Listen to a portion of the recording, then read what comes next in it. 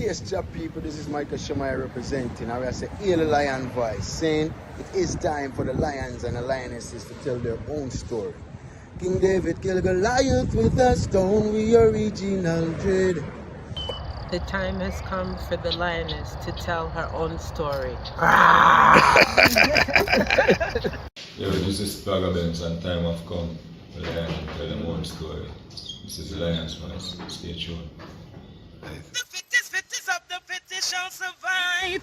My people, open your eyes. Wake up. Blessed love, this is Queen Omega representing for all lions and lionesses. With the lion's voice, we come to tell our story. Rastafari, live it. Hey, the lion's voice, Rastafari. Greetings, this is Warrior King, and the time has come for the lions and the lionesses to tell their own story. This is the lion's voice.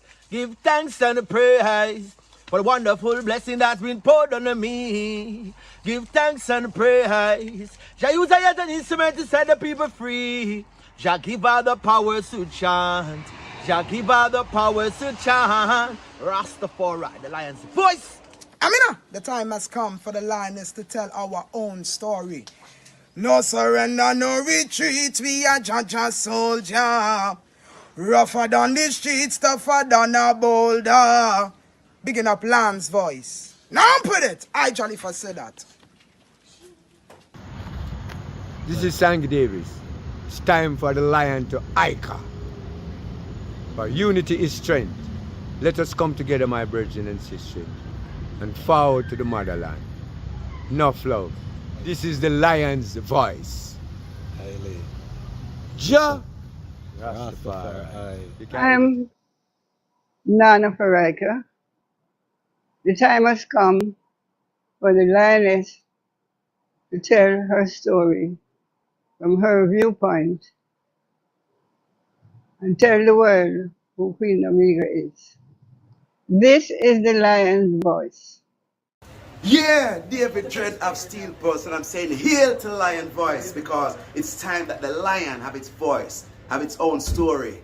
Says I'm stepping out here.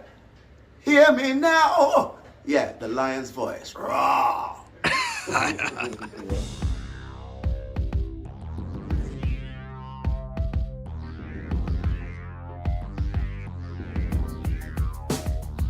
Well, lion voice, tell them that's the people first choice. Lion voice, make the lioness them feel nice. Lion voice, with the lion cubs we sacrifice. Lion voice, got to show the people them the life. Lion voice.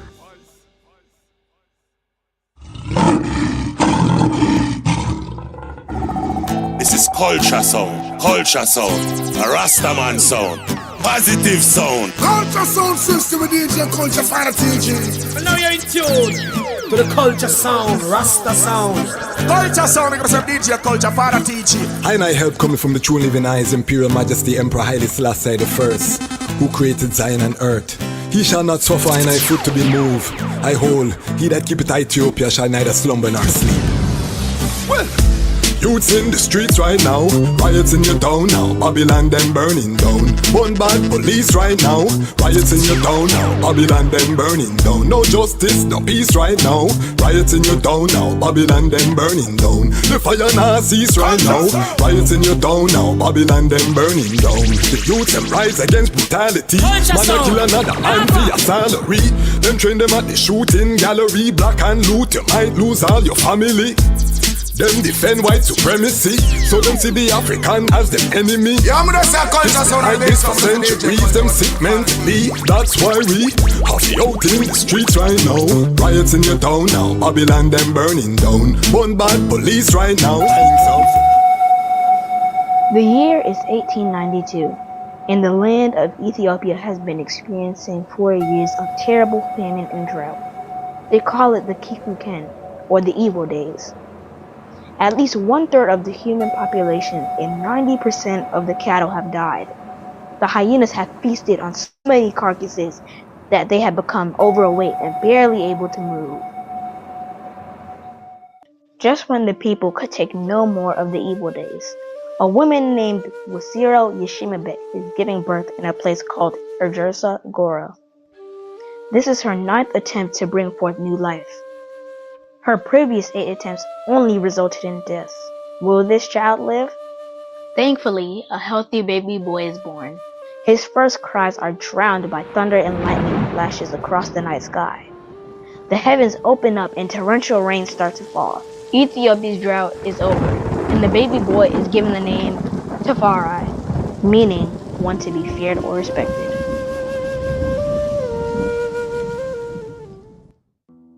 Lich Tafari's father, Ras Makonnen, is a very important man in 1892 Ethiopia. Although he is overjoyed at the birth of his newborn son, he cannot spend much time with him. Ras Makonnen is the governor of Harar and must get back to the famous walled city to deal with its affairs. Furthermore, he is the foreign minister of Ethiopia, and having traveled to different places in Europe, he is very aware of the material and military advances they have made and the looming threats they pose to his country. Ras Makonnen knows that the majority of Ethiopians have no idea what is coming, and that he has to work that much harder to secure the realm. Lich Tafari would grow up to become the legendary emperor, Haile Selassie I. To understand his journey, we must first understand the Ethiopia that he was inheriting, and what it was like when he was born in 1892. Get your copy of Kwesi Bansu's book, Haile Selassie I, Ethiopia, Volume 1, The Rise of the Priestly Warrior Kings, and increase your knowledge about the history, politics, and culture of Ethiopia in 1892, and how it connects to the rest of African and world history at the time. Haile Selassie I, Ethiopia, Volume 1 is available for purchase at www.bookmanexpress.pub. Please visit for more information.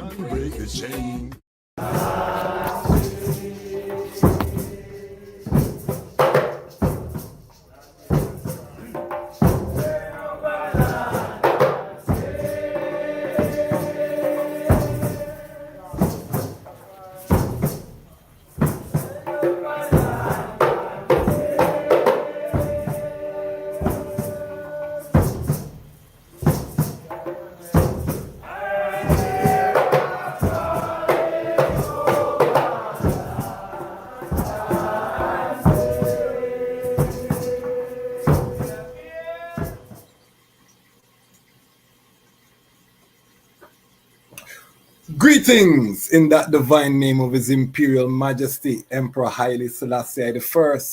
Glory and honor in the name of his chosen queen, Empress Waziri Menen. My name is Kwesi Bansu, aka the Chasmach Kwesi, aka Ras Kwesi, aka the Reading Ras, aka the Pan-African Happy Man. I'm a creative industry attorney, I'm an artist, I'm an author, I'm an actionist, and right now I am the host of Lion Talk Live. Welcome to Lion Talk Live, and welcome to the Lion Voice Network, where the lions are telling our own story. Tonight, we have a very special guest. We are going to the UNIA, but more importantly, we are reasoning with one of my elders. When I appear on the internet, we have a lineage. We come from somewhere, and as many know, I became an adult here in Washington, D.C. while attending Howard University. And while here in Washington, D.C., you meet certain elders once you align yourself within a Pan-African worldview.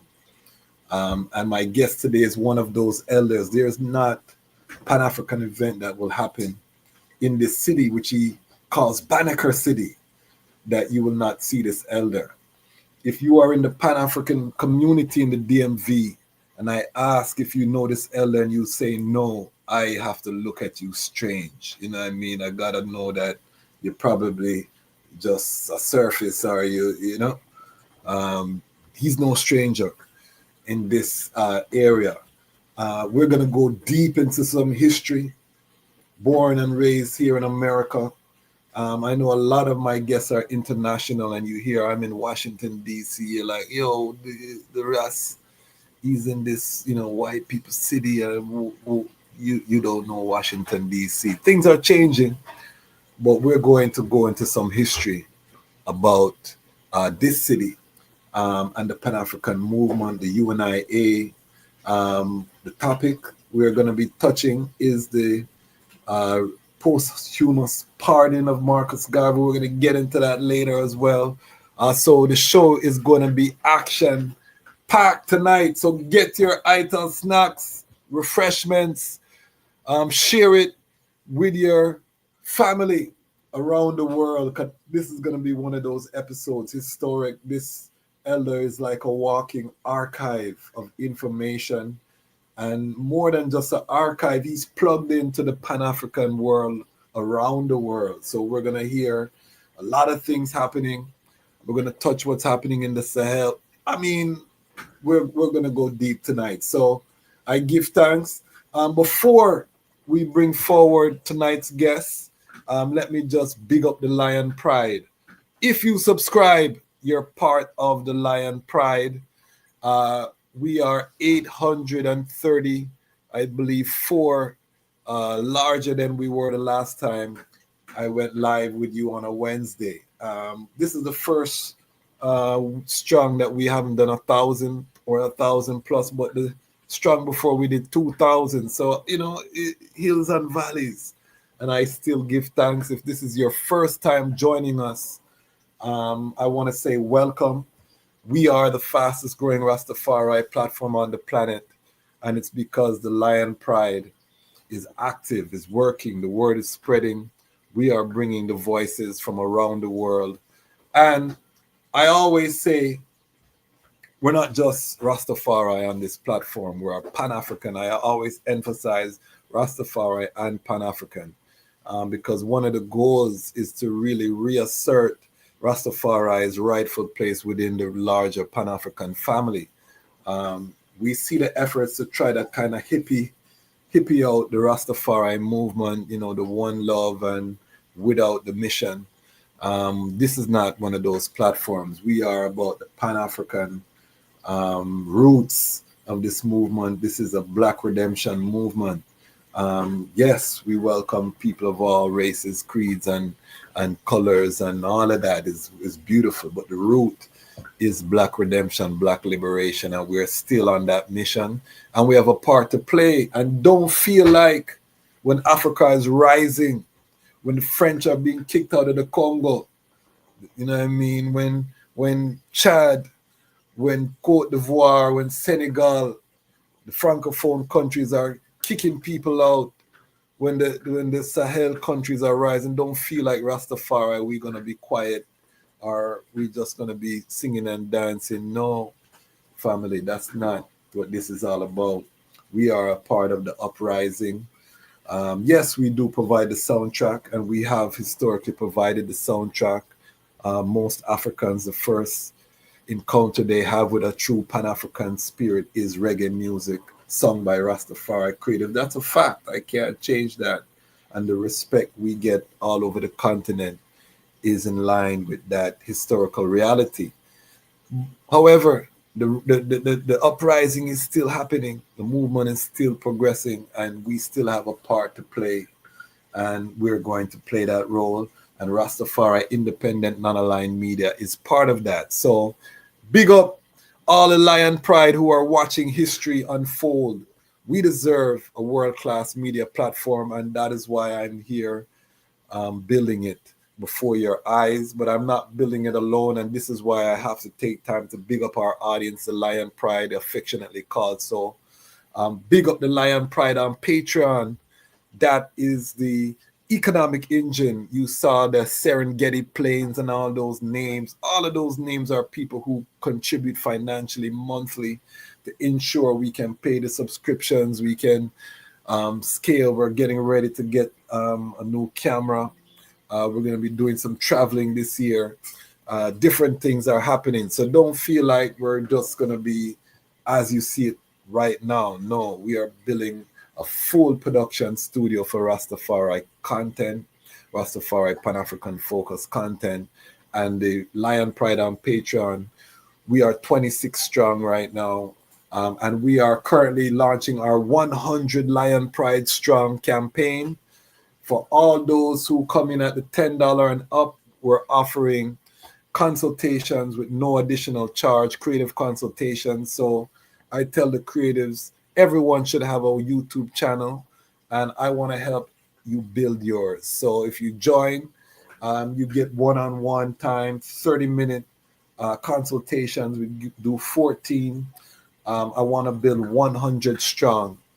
I don't want to be up here by myself to be a target because I'm the only one with a platform talking this Pan-African Rastafari talk. I want 100 of us, different aspects. Everybody has their lane and everybody is doing well. You can't stop that type of force, you know what I mean? And that's what we're trying to build. So join us in the Patreon. And if you have not started, don't feel like you can't start. Some of my Lion Pride was with us when we had under 100 subscribers. When we had 2 people in the Patreon for over 2 years, before we started getting others to join. There's going to be some uncomfortable moments, family, but you have to push through. You got to start. You got to be comfortable being by yourself, believing in yourself, investing in yourself. And then the crowd will come, when the Most High ordained. So we're not stopping.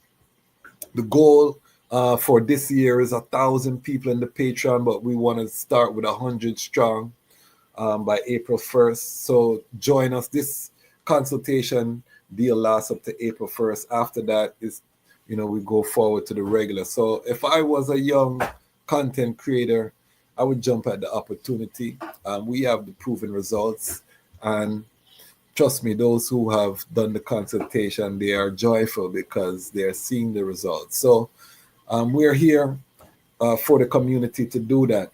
Big up the Ubuntu Lion Pride, those on the Serengeti. These are all brethren so far. That's why you see we have male lions on the Serengeti waiting on some sistren to join the Ubuntu Lion Pride. You can join with a one-time contribution of $70 and up. Beautiful for families, for businesses. That gets you permanently on the Serengeti plains. Big up Carib Life Media, our latest addition to the Ubuntu Lion Pride. Big up the Myers family from over in Ghana. My brethren, Bingi Shan, became part of the Ubuntu Lion Pride. We have so many ones who have reached out and said, Ras, I'm coming, just give me some time. So we know, and trust me, we feel the love and we give thanks. No one is coming to save us. We see what's going on in America with the president and one bag of something, people panicking. But guess what, family? No one is coming to save us. These few years are going to be rocky.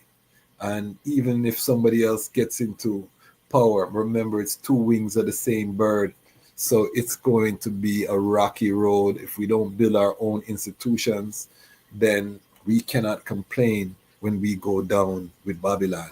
We have to build on our own. That's one of the reasons that I came into the media space, because as an actionist, if I don't see it, then I know, and it's on my heart, and I'm tossing and turning. I know I have to build it. You know what I mean? That's how I work with the Most High. And I'm saying, where is the global Rastafari platform that's tying all of this together, that's creating that narrative for this repatriation, that's capturing the weight and the magnitude of the times that we're living in? I didn't see it. No disrespect to any platform, because there are some powerful platforms out there. However, I know what my network looks like. And one of the unique things about I is that the network is unmatched. You know what I mean? We haven't even scratched a fraction of the people that I've been blessed to be encountered with. We have a special interview saying that coming up. I just spoke with Dr. Julius Garvey, exclusive. I'm going to drop it on the Patreon for my Lion Pride on Patreon people first. But that's coming out exclusive on the same topic of the pardon. Sat down with Dr. Julius Garvey. He's not granting a lot of interviews, but he felt passionate about addressing the Rastafari community. So that's an exclusive that's coming up. And we have many more exclusive I haven't even spoken about. that we're getting ready to drop on the platform. So stay tuned for that. Big up the Action Lion Pride, over 333 shares in the last week. You may not have a dollar to support all of the stuff I just talked about, but we have the Action Lion Pride. They like, they comment, they share, they're active. You know what I mean? They are pushing this platform, and this is why we're growing by 1,000 subscribers every week or every strong, because the Action Lion Pride is not resting. They're not easing up, you know what I mean? So big up all of you. I feel you. I see the item. I love the item. Big up the watch and peep, you know, those who watch.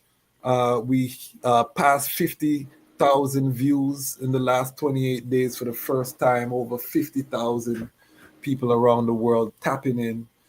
That's a milestone. We were hovering between 30 and 40. We went past 50. So this thing is going to where it needs to go. Big up all the watchers. We need more of you to subscribe and join the Lion Pride, but all in due time. I'm not worried. We're confident. I want you to go back to the first episode and watch. You see, I told the item that this was going to happen, and it's happening. So we're confident. We know what we're doing.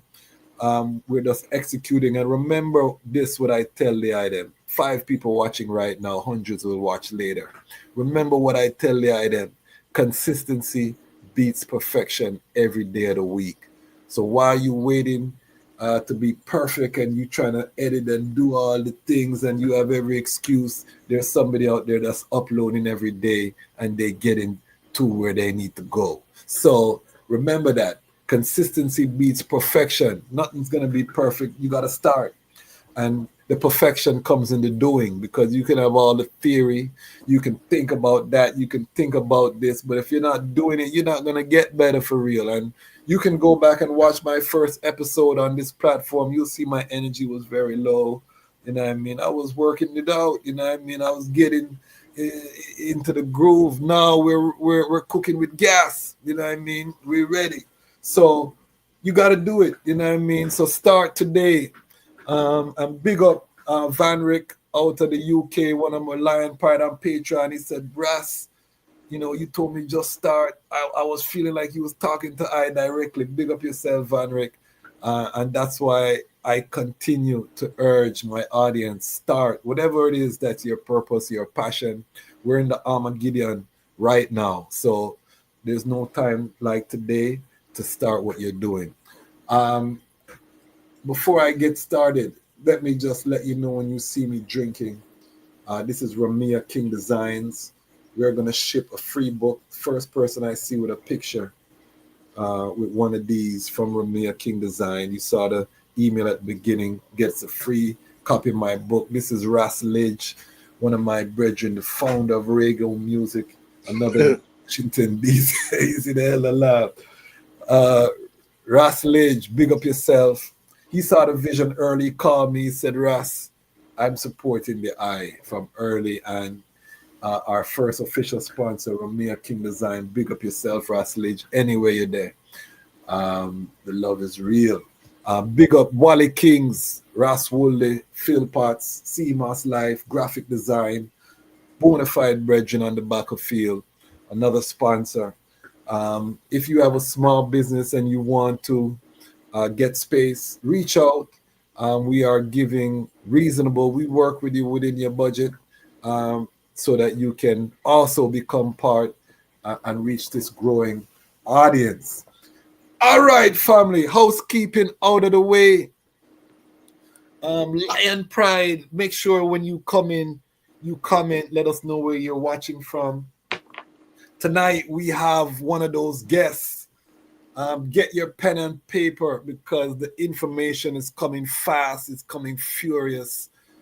This elder, again, living archive. He's lived it all around the world. This elder has been on Black people business. This one is going to be one of those historic episodes. So, Lion Pride around the world. This is one of my elders too. Let me just make that clear. This is one of my elders that I'm accountable to. I know anytime I step out, I gotta be right, because these elders expect a lot from I and I, you know what I mean? And it makes I proud to know that I could learn from an elder of this stature. So welcome, Lion Pride, none other than Baba Senghor Baye. Blessing, Baba. Yes, big up, big up, big up, big up, Ras Kwasi and the Lions Voice Network. Here to share all the blacktricity I can, my brother. And he has these unique words, some blacktricity. So you can see the custom here on the Lion Voice Network. When we have guests, we ask them to step into our heretical time machine and take us back to the moment of your birth.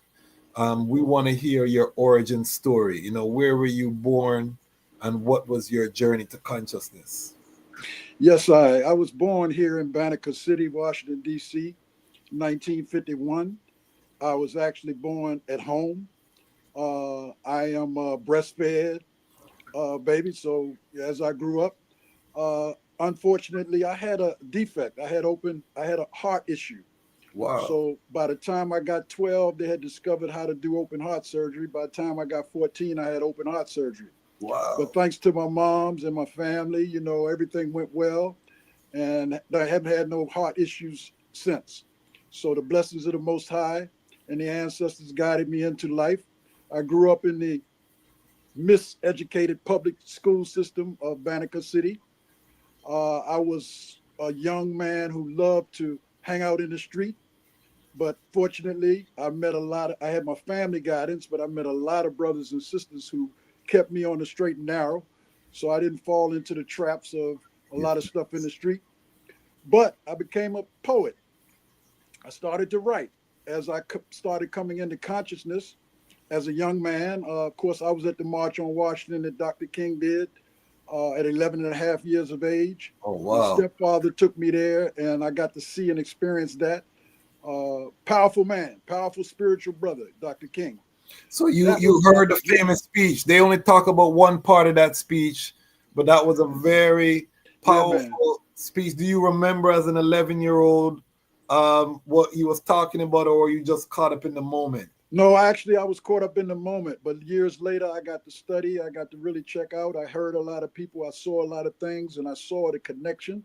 Most people don't know Dr. King was a Pan-Africanist in his last 3 or 4 years in life. Not only did he travel to Africa, not only did he hail up people like Marcus Garvey, but he practiced what he preached. And what he said in that speech was he challenged the world to understand that we had not got our check. We got a blank check from this country. So that was one major thing. But the most important thing was his spirit power. And it resonated so at the Lincoln Memorial. So as I grew up, I was blessed by, you know, I'm the youngest in my generation on both sides of my family. So I had a strong, I call them a nationalist family. You know, at that time, they might not have taken on that slogan, but I learned a lot from both sides of my family, father's and mother's side. They were actually nationalists. And actually a lot of my brothers and my brother, big brother, and my cousins who are older than me to this day, they're still with us. Some have gone before us, but most are still with us. They still are very focused on what needs to be done. So as I grew up in the DC area, came through the public schools, and of course I went on to UDC for a little while. But growing up, you see this hat I got on, this happened to be the 100th year of Malcolm X. I ran into Malcolm when I was in high school. I went to a Bell Vocational High School for all men. If I had went to another one, I might not have got out because I was the loving of the ladies. But I went to an all male school and a vocational school. Where in the city was that school? Hyatt Place. It used to be Bell right at Hyatt Place in between Irving and Park Road. Okay. And that was a school for all males. It was a vocational high school like Phelps. And now it's a different type school now, but it was all for males. And that's Northwest. Northwest, right. Okay, exactly. okay. And you know, during the riots, you know, after King, we jumped out of school and tore 14th Street up. You know what I mean? Came and bought stuff, put it in our lockers. And of course, they did a search the next day. It took a lot. Well, anyway, that I don't want to get too off the course, but I had all my lumps and bumps because I was an open heart surgery patient. I was an athlete, great ball player, basketball and football, but I couldn't play on the varsity because they were scared something may happen to me. Oh, okay. So that's okay. I played recreationally, and I had a good time growing up. And I had the blessings, like I say, of a guidance of a mother who was just a tremendous patriot to the family. And she was very serious about me staying on the straight and narrow. Moving forward, I started coming into consciousness, man. I mean, I had some great teachers there at Bell that were very focused on what was going on with Malcolm, what was going on with King. So I was able to learn a lot. I read about Marcus Garvey even in high school. I didn't have any idea because I read Malcolm. That's how I heard about Garvey. Yeah. But I had no idea that as years progressed, after coming through the supporting the AAPRP in their African Liberation Days, supporting the provincial governor of the Republic of New Africa, and studying, I came in to know Brother Oduno Tariq, who's an elder now. Yes. And he was on the radio with Brother Hodari Ali, another ancestor now. And they had the Honorable Charles L. James, who was a student of Marcus Garvey, on the airways of WPFW. And I heard him, and I was just blown away. Right away, I wrote them a letter telling them I knew my so-called native indigenous history, but I'm an African, and I want to be a part. So at that point, 1979, we had our own history club here, where Brother Oduno, myself, and a lot of ancestors, Brother William Henry Jackson Baye's an ancestor now, Dari Ali, Brother Vince Godwin, all of them are ancestors now. We had what was called our own history club, and we were moving to bring the Garvey movement to D.C., but we wanted to do it by inclusive studying our own history. Okay. So we had our own history club. But anyway, when I heard Honorable Charles L. James, I was sold on Garvey. I began reading more because Malcolm had turned me on to the powers of Garvey, because both Malcolm's parents were, Garveyites. Yes. So I started reading more. As I said, I was a poet, and I started writing, and I started moving. And we had brothers who went to Vietnam, and of course I had the open heart surgery. I didn't go into the so-called war, but I got to hook up with two powerful brothers, and we started a group, and this was in the 70s, called Stop America from Eating the Young. Safety, acronym SAFETY, Stop America, because we knew America eats its young and pacifies aged ones. We knew that. They came home from the Nam, they taught me a lot of things. We taught me how to break down, weapons and go to the range. And, we were what you call, just like the Panthers, but we were our own cadre, and we were Safety Incorporated. So we had our own principles and things. So anyway, Stop America from Eating the Young grew, and to keep it short, later, because people were a little concerned about the Stop America part, so we started to keep the acronyms and change it to Sound Action for Enlightening the Young. Okay. Which is what we were about. That's what we were about. We had a big house, we call it the Pyramid, with 12 fireplaces in it, 6 of them open down on 16th Street, right around the corner from Pride and around the corner from Rap Incorporated. Okay. But we were Safety Incorporated, a nonprofit tax-exempt institution. Now that group still exists, but it has evolved and changed its name, and now it's called Medisage Incorporated, where we have a 135-acre estate in South Carolina, where the president of that group, Brother Ronald Abdullah, is now a Swami. He has that property. So even though Safety is no longer in existence, we turned over the corporation to him, and he set it up as Medisage, and that's short for Healing Wisdom. So that's did you ever get a chance to meet Stokely Carmichael and some of the giants that were here in the city? I met Kwame Ture. That's the other thing about being here. That's how I met you too, at Howard University, and yes, and I got to vibe with him. In fact, in the 80s, when the elders of Rastafari came up from Jamaica with Muda Baruka, and you know who I'm talking about, Ross Iris, Sam Brown, Pito, Ross Marcus, and Bubbles, all of them came up, and me and Jackson Baye, of course, Muda Baruka was there too. We were able to go into Howard University and look at the original Bible. Yes. Of Selassie, right? And so the reason I say that is because Stokely Kwame Ture and the Honorable Charles L. James, my teacher, who was the President General of the UNIA, Kwame Ture invited him to the stage. Okay. And so a lot of people think, well, I'm in that group. That we were all one. You know, regardless whether it was Rastafari or whether AAPRP or the UNIA or the PG, all of us were really one. And those Malcolm X Day, the days in Malcolm X Park with African Liberation Day were on. Of course, that was all moved on. But I did get to meet Kwame Ture, talk to him on many, many occasions, and was very inspired by him. Coming back to my life.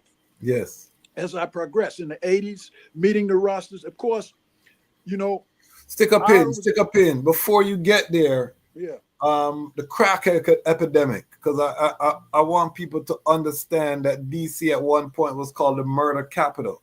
Yes. Of the country. There was the crack epidemic, the war on black people. Yes. You know, the COINTELPRO right. hit the city hard. Give people a description, because I came at the tail end of that. Right. But well, you lived through it. Before you get to crack, yeah. angel dust. Okay. So we got the Love Boat.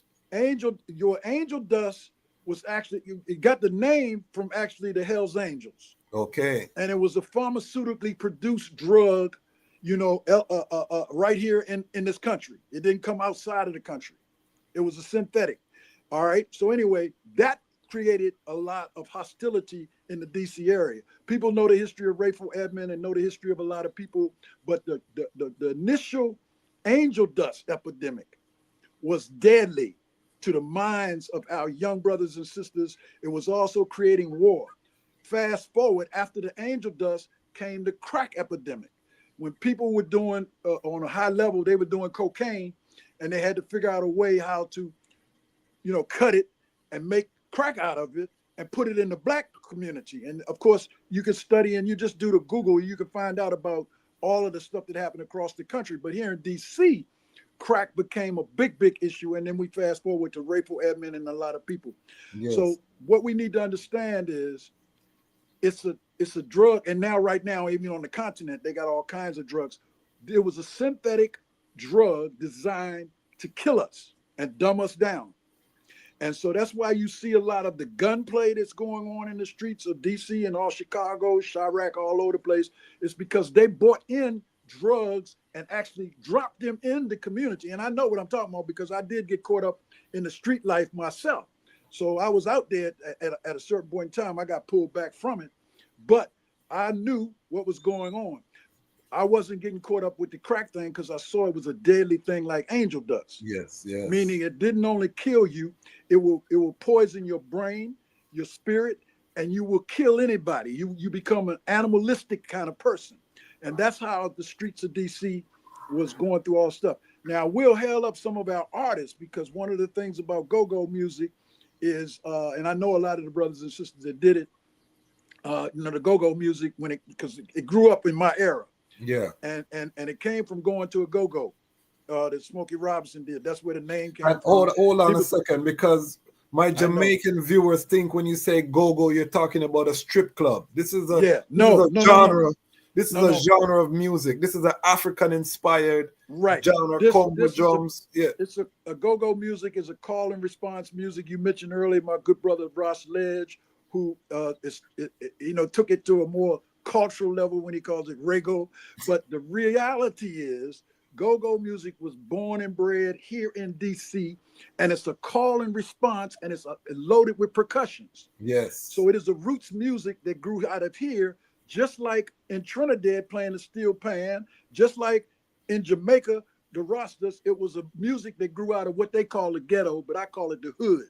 So it was a music that grew up. Chuck Brown is definitely the godfather of go-go. But Max Kidd was one of the major producers. And so I came up right in that era. Go-go music, there was a group called Experience Unlimited, and they fought against crack. That's why I mentioned it. They fought against the drug epidemic. And that helped our brothers and sisters. Also, Brother Charles Stevenson and people who did Malcolm X Day, Brother Malik, a Panther artist with the Panthers, they organized Malcolm X Day. The same time ALD was going on in May, Malcolm X Day was being held. So this was one of the ways that we reached a lot of the young brothers and sisters and tried to get them out of that life. And so our President General at that time, my teacher, he actually spoke at Malcolm X Day with crowds of young people. Experience Unlimited played there. We got Oneness of Juju, just a lot of groups. Lucky Dubé even came there one time. So And then I'll back up. Also, Peter Taj came to Malcolm X Park one time. And so we had this grand time in the DMV. And I heard you mention earlier, talking about Washington, but we talk about, that's Washington. Washington. But the Banneker City side has always been around. And we are roots, the people, African brothers and sisters in the DMV, we live and we strong, despite the fact this being the capital of capitalism of the world. So I just wanted to shout out the DC people on that level, because there's a positive. Wherever you find a negative, there's a positive. The positive side was the grassroots people. And a lot of people in the Banneker City area, when I say Banneker City, I'm not just talking about Washington, D.C. I'm talking about Ward 9, PG County, Ward 10, Montgomery County, Ward 11, Northern Virginia, the DMV. You know what I'm talking about. Yeah. All of that's the DMV. They call it D.C., Maryland, and Virginia. Yes. But I like to call it all, where the blacks are is Banneker City. Yes. And the heart of it is where Howard University is at, right in the heart of Northwest D.C., Ward 1 is Banneker City. So, and explain to the people who Banneker is. Benjamin Banneker. A lot of people don't know. Benjamin Banneker laid out the city long ago. Brother Tony Browder has broke it all up for us, broke things down. We got a lot of scholars, but that's why we call it Banneker City. And the division of the UNIA, and I'm getting ready to get to the UNIA, that came into existence after my run in the 70s, in the 80s, which I talked a little bit about a few things, meeting the elders in the 80s, but that's when I got into UNIA. So I joined the UNIA in 1979. The Allen History Club was born on the same day of my birth. October the 28th, 1951 was the day of my birth. But Brother Mercury Kazi, another brother born on the 28th of October, the Allen History Club was founded on the 28th of October. So it was sort of like divine hookup. And then came the UNIA, and the UNIA is named the Woodson Banneker Division, after Jackson Baye, who was a very, very powerful brother who I learned from, who's an ancestor now. Later on, the division was turned to the Woodson Banneker Jackson Baye Division 330, led today by my elder brother, Baba Mosi, who's now in Guyana right now. Big up Baba Mosi. Big up Baba Mosi. Yeah. I had to big him up. So as I progressed into the UNIA, I learned a whole lot from the elders who walk with Garvey. And like I always say, it ain't about me, he or she, it's about we collectivity. I'm an obedient servant. And that means I know spiritual beings live forever. Physical is temporary. But I was blessed to touch the spirit of Garvey through those who Garvey spoke and taught the course of African philosophy. Honorable Charles L. James was the President General when I came in the UNIA. I joined in 1980. I've been in the UNIA since 1980. I came up through the ranks. I was able to hold a lot of different positions, organizer of the local division. I became district commissioner after Brother Oduno Tariq was served as district commissioner. Honorable Charles L. James appointed me district commissioner. I served as district commissioner for a long time. Fast forward, I was elected as third assistant president general of the UNIA. And the current president general of the UNIA-ACL 2020 was elected as fourth assistant president general. He was trained by Thomas W. Harvey. So both him and I had the blessings of being trained by two giants who worked with Garvey, who kept the UNIA afloat after Garvey transitioned all the way up. Now, of course, you had four president generals. You had Sherrill, William Sherrill, Thomas W. Harvey, James R. Stewart, and Charles L. James. All of them got the course from Garvey, and in 1938 in Canada. And Tony Martin, Runoko Rashidi, these ancestors I'm mentioning because I had the opportunity of learning and sitting at their feet, bro, and learning from them. And I know that they're still living because I understand our ancestor energy is always alive spiritually, and it's important for us to follow the black print. I met Runoko Rashidi because of the eye inviting us to an event over there by Simbab. I can't remember the name of the spot. Right, that was the Davis Dance Center. And Runoko Rashidi, he's still out traveling ambassador. Tony Martin is still out minister of history. Because see, their work is still work that we need to study. Yes. And without Tony, there would have been no publishing of the course of African philosophy. Without Runoko, who's traveled to over 130 some countries, we wouldn't know Garveyites all over the world. So I want to make it clear, those of us in UNIA-ACL Rehabilitating Committee today and are rehabilitating the government, there are aspects of Garveyism and UNIA all around. We ain't lost no love, but we building like what we trained to do. Me and Baba Akili, who's the President General today. Okay. Dr. Chenzara, who is the second Assistant President General. And my brother who's tuned into this right now, Brother Chief Fode, who's the third Assistant President General on the continent of Africa and Sierra Leone. So let me back up a little bit because I want to give you the whole story. Yes, give me the whole story. You have time. Take your time.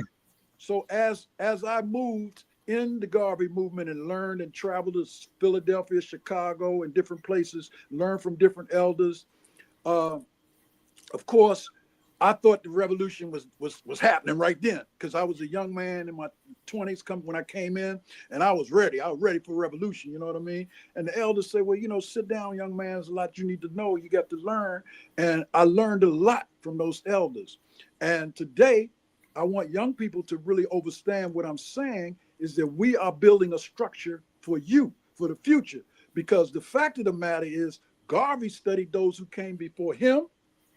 We can go all the way back to the Haiti Revolution, and we can go all the way back to ancient Kemet, and we can go back because for real, we got all of that. We got all those ancestors with us, and it's important for us, no matter what the Urugu, the oppressor, or the other fellow or other folks do, they can't stop us. However, they can trick us, which they've done. They've tricked too many of our people, and we have to, as my brother Tony Martin said, we have to come back into finding our cosmic assignments. Well, anyway, part of my life growing up in Washington, D.C., I give thanks to the sisters. I'm a blessed grandfather now. I have grown grandchildren now. I had blessings with queens, even the queens that I did not been able to stay with. We still are best of friends and we still love one another and they know each other. But I have a queen right now that's top of the line, Kathy English Holt, who's the ambassador of health and wellness and a sister of the government and a great sister. But I also give blessings to the mothers of my children because they're great women too. And we all got this big family thing. So I've been blessed I know some folks run from one to the other. I've been blessed to have all that love still locked in and our children can see it. I got 2 great stepchildren and 3 great grandsons and 1 granddaughter. So I give thanks for that coming through all this. Now, let me move back to the Garvey movement. Yes. It's so important to understand I rose in the ranks as 3rd Assistant President General for 3 terms. I also had the blessing of serving as co-chairman of the Marcus Garvey Centennial Committee with Brother Leo Berkeley out of Canada, who was the chairman, and we held the big centennial in Jamaica. That was my first time going to JA. And I'm here to tell you. What year was that? That was 1987. Okay. And I want to tell everybody, if it were not for Rastas and reggae, people would not know the real Marcus Garvey. I want to make it clear, Amy Jocks Garvey did her job of making sure people really understood the real teachings of the UNIA and Garvey. But if it were not for the Rastafari movement and reggae, people would not know the real Marcus Garvey. Now, today, a lot of people coming in it from different Pan-African, doors, but the reality in 87, the Rastas was keeping it alive, burning spear. You know what I mean? I had the opportunity of meeting Third World because they played at our convention in Jamaica. I had the opportunity of going to St. Anne's. I had, of course, Dr. Julius Garvey and Coretta Scott King were also there. And the big centennial celebration. I had the opportunity of meeting Brother Ross Cowan, who produced an album in tribute to Garvey in that time. And me and Jackson Bay got the second one off the press because we got to go to his house. And so I got that album right now. And, I had Fort Sidrack. Brother Sidrack had it. I loaned it to him. I got it back. But I got that album. It's not scratched. And you can go online and check it out. It's a tribute to Garvey done during the centennial in Jamaica. But the government of the UNIA held a great convention. And, of course, I got to meet the Third World. I got to meet, that was my first time meeting Muda Baruka. And I held up my brother Muda Baruka, who has definitely been on the case for the race for the longest time. So I, being a dread at that time, because I was dread at that time, Yes. All the other give us a story about how you put on locks. Why you decided? Because when I came to DC, it was about the cornrow they used to call it. It was either a low Caesar fade or cornrow. Now everybody has locks in DC, but back then it was rare. I was one of those young guys that had my hair cornrow too. But as I got conscious and I understood the importance of spirit, I got into wearing dreadlocks. This actually is my second time locking up. Okay. The first time I locked up, it was kind of crazy, and I didn't like. I ended up cutting it, and I went back to it because I understood it a little better as I grew older. So coming up in the UNIA and being a locksman, and of course a lot of the Garveyites are, a lot of the UNIA people are locksmen, like my brother Sam. A lot of us wear locks now. But I understand it's a spiritual phenomenon. The locks don't make the man grows the locks. Yes. But it's inside the man that count. And I understand though that we go back to Africa, Kimathi. So locks have been around a long time, but I did the study. And of course, I mentioned earlier, Brother Ross Michael and Brother Abraham, they were actually members of the UNIA in the 80s too. Okay. So we had a lot of Ross. In fact, Ross Michael was the vice president. And then Jackson Baye, who I learned from, was a locksman, So it was a kind of natural thing for me. And then when I fell into it and felt the spirit, because I want to stress to people, it don't matter whether you've got locks or not, it's matter the spirit. But if you're a locksman and you understand the importance of the spirit, that really makes you a better man or woman. Anyway, I don't want to digress. I'm gonna get back No, I love it. But you were talking about having locks in Jamaica. What was that experience? Well, again, like I said, we were running into brothers and sisters that were looking for Marcus Garvey. That's what blew me and Jackson Baye away, because we locksmen in Jamaica and vibing around and meeting different people. So it was a blessing because it was sort of like they could identify with us a little better than some of the older Garveyites. So it was sort of a opening for conversation. Yes. And so we let them know, oh no, Garvey's not coming back physically, but Garvey is alive forever spiritually. So anyway, that was a blessing of learning in Jamaica, because that was my first. I've been there many times since then, but that was my first radical ties to Jamaica. Did they think you were Rastafari? Were they challenging you? No. I didn't. We didn't run into any of that, because basically, remember, we were there celebrating Garvey. So yes, the energy was mutual. Now, of course, some of the real Rastas, they were schooling us more than anything else, and we were listening and learning, and we were sharing with them, because they like, okay, you're dealing with the UNIA, and we know about Bagawai. I'm not gonna call who he is, but we knew about Bagawai. But we knew about Tony Martin, and he was there with us, okay? So, and like I say, Third World, Ebo and all of them, Carrot, all of them, it was sort of a blessing. Even though we had the convention at the hotel, the Rastas did a tour all around the island while we were there.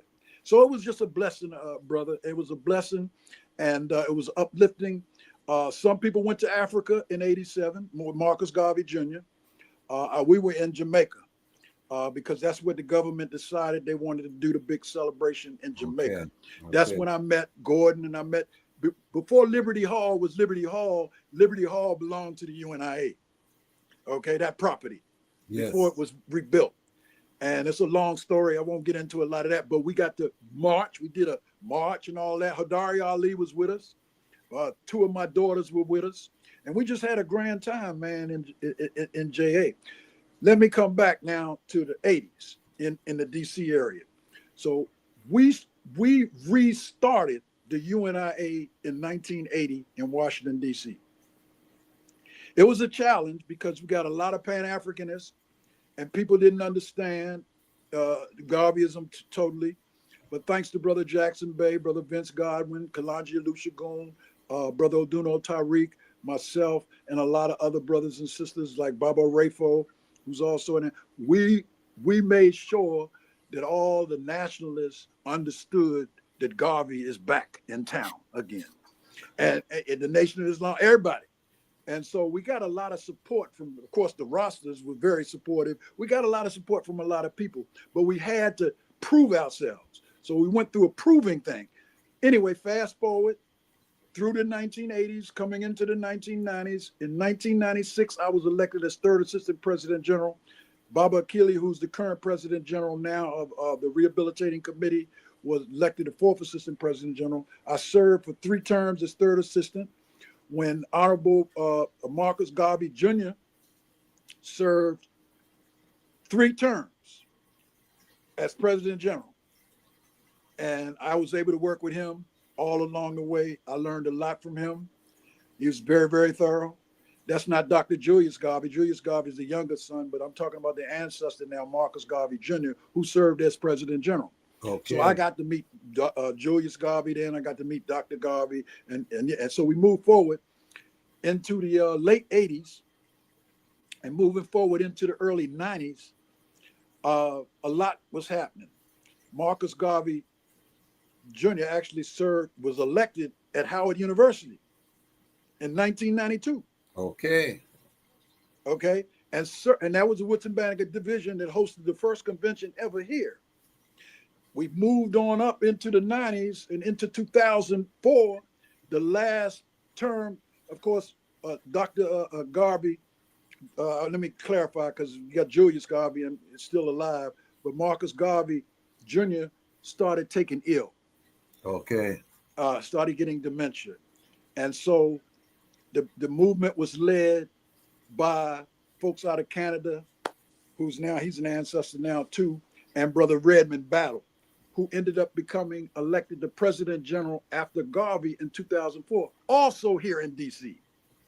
Now that convention wasn't at Howard because things had kind of changed a little bit.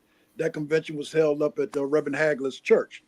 But Brother Battle served almost a full term, but did not serve a quite full term. He transitioned in 2007. He is the one that appointed our Consul General, Honorable Farouk Muhammad. And I know Farouk did a lot of work with you. You did a lot of work with Farouk. Farouk is still a living legend. Yes. And that brother, and even the brother who wrote this book right now, what's his name? Justin.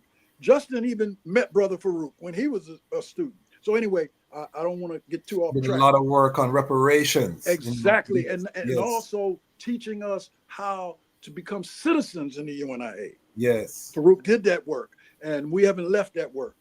Of course, the Assistant Counsel General under him is now Sister Ania Rogers, and she's the Counsel General.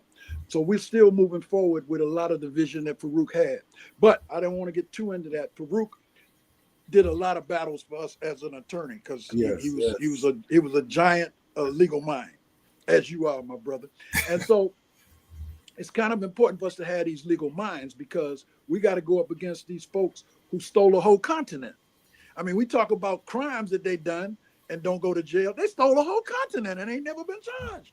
So anyway, let's keep it real. You know what I mean? They thieves. So, but coming back to us. So as I progressed in the UNIA, I was moved up to first assistant when Brother Battle transitioned. Before his term was up in 2000, actually it was December 2007. I was moved up to first assistant president general from my position as third assistant president general, and the second assistant president general was moved up to serve as president general until the upcoming next election. The upcoming, and I looked at things, and I think the ancestors grabbed me up, and I asked my people, I told my wife, and all, I'm gonna run for president general because I think I can carry this thing, and I did, and I was elected in Philadelphia in 2008. I served 2 terms as the president general, ninth successor to Garvey. 2 terms as president general. So break down for the people who are not familiar. You're talking about assistant president, president general. Break down the leadership structure of the UNIA because it's very so the UNIA is set up, even though it has divisions, it's set up with a parent body called the High Executive Council. You have a president general, you have a first assistant, second, third, and sometimes a fourth assistant president general. Then you have high commissioners, then you also have ambassadors, then you also have people like a surgeon general, a consul general, and other generals. That's the structure, basically. Most of those positions are called the parent body.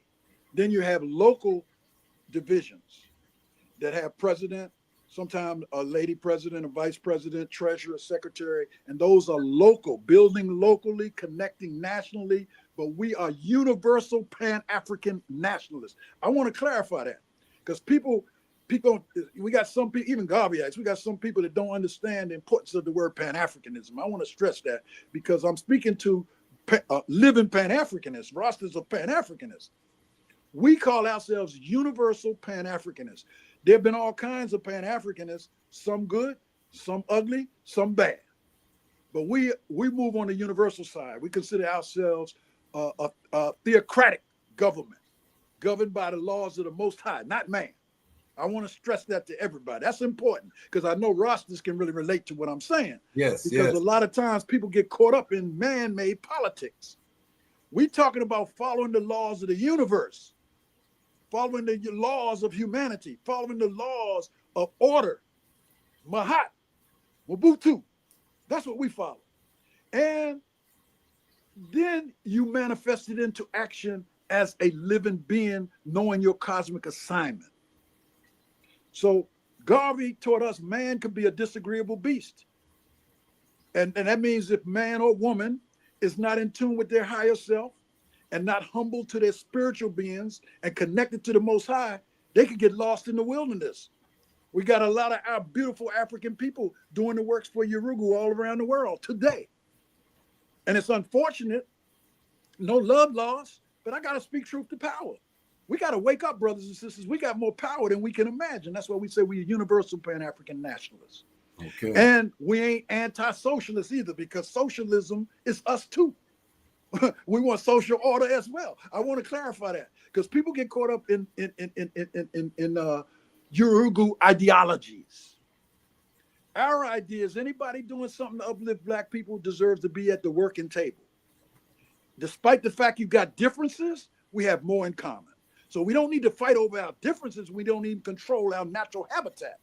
Africa is our natural habitat. We're not suggesting that everybody should go back to Africa, but we support repatriation 100%. Yes.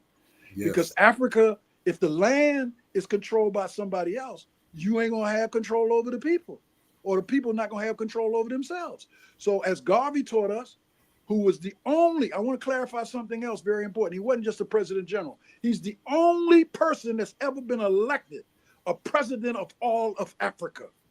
Africans on the continent and Africans around the world. Nobody else has done that yet because we got caught up in the Berlin Conference foolishness where they carved up the continent, separated us. This country, that country. I call them nation states. No disrespect, but they nation states. And people say Ghana, I love it. Ghana's the Black Star State, no question about it. But the whole continent is ours, and it belongs to African people worldwide.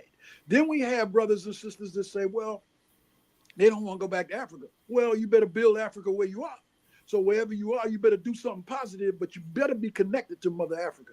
So I don't want to get, I kind of, the Blacktricity has got me moving, man. So, but I want to kind of. No, I love it. I love it. I love it. And there's some things that I want to talk to you as an elder about because there's a movement now called the FBA. Yes. Movement. You know, you are born and raised in America, so I want to get your thoughts on this kind of division that yes, sir. You know, starting to spring up and the indigenous movement in America. People say they're not African. Right. They're indigenous let me break it up like this. Yes. When they carved up the continent, the Berlin Conference, we were not at that meeting.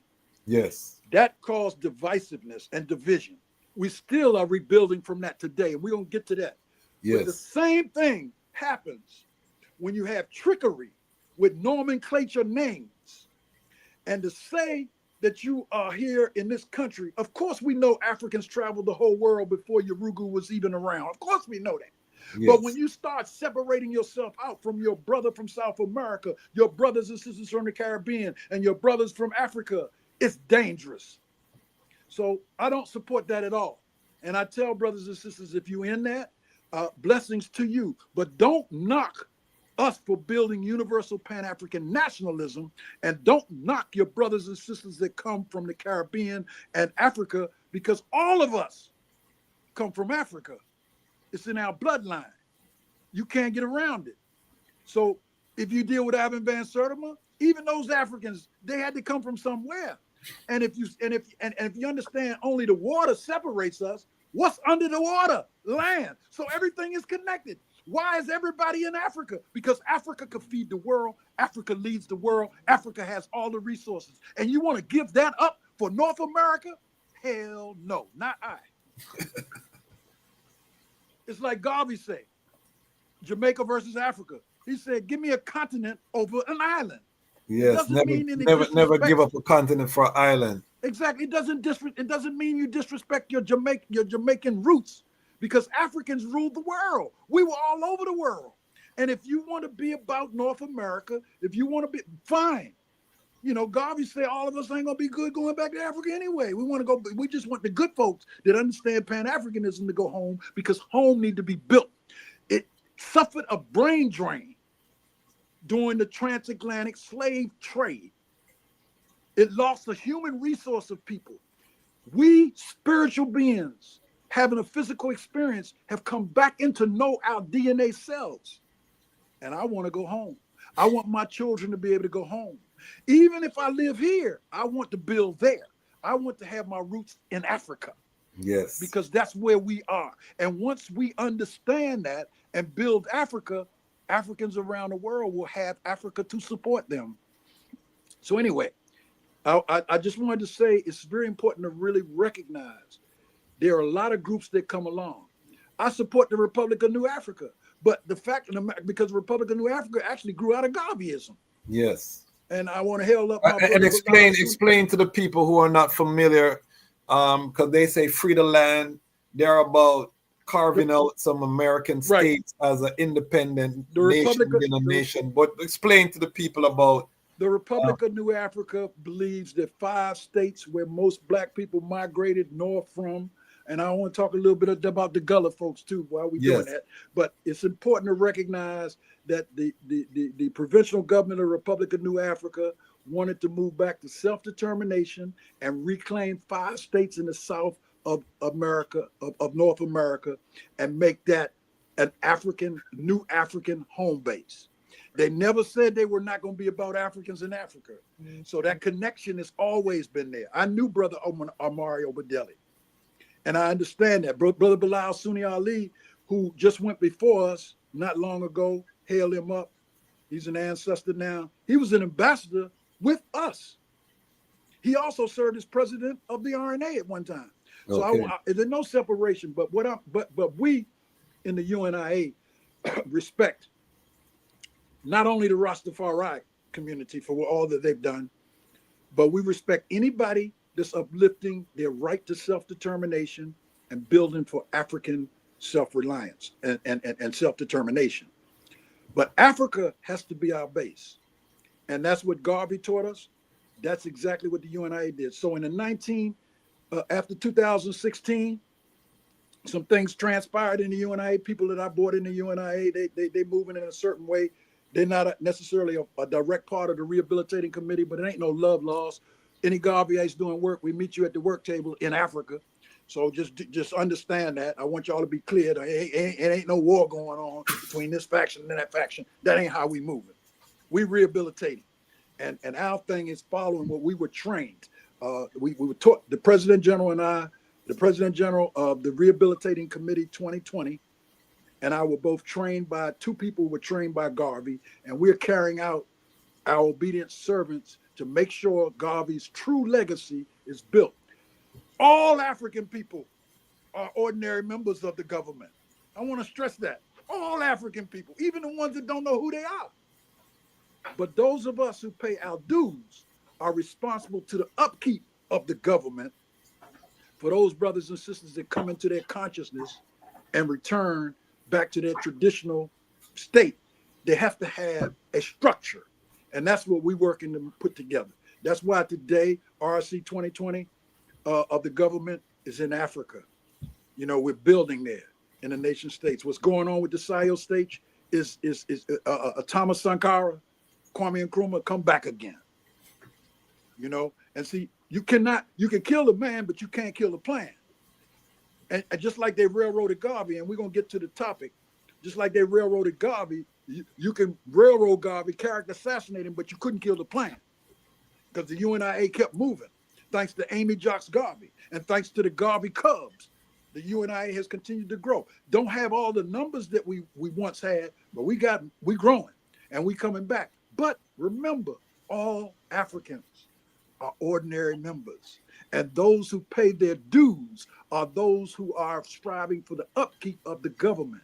And we're not just members of an organization, we are citizens, and we have a plan to build, to connect with other brothers and sisters who have similar concepts. There are other governments of African people that need to be connected. And I'm not talking about the nation states. I'm talking about like Rastafari, who understand what needs to be done. I'm talking about the Maroons.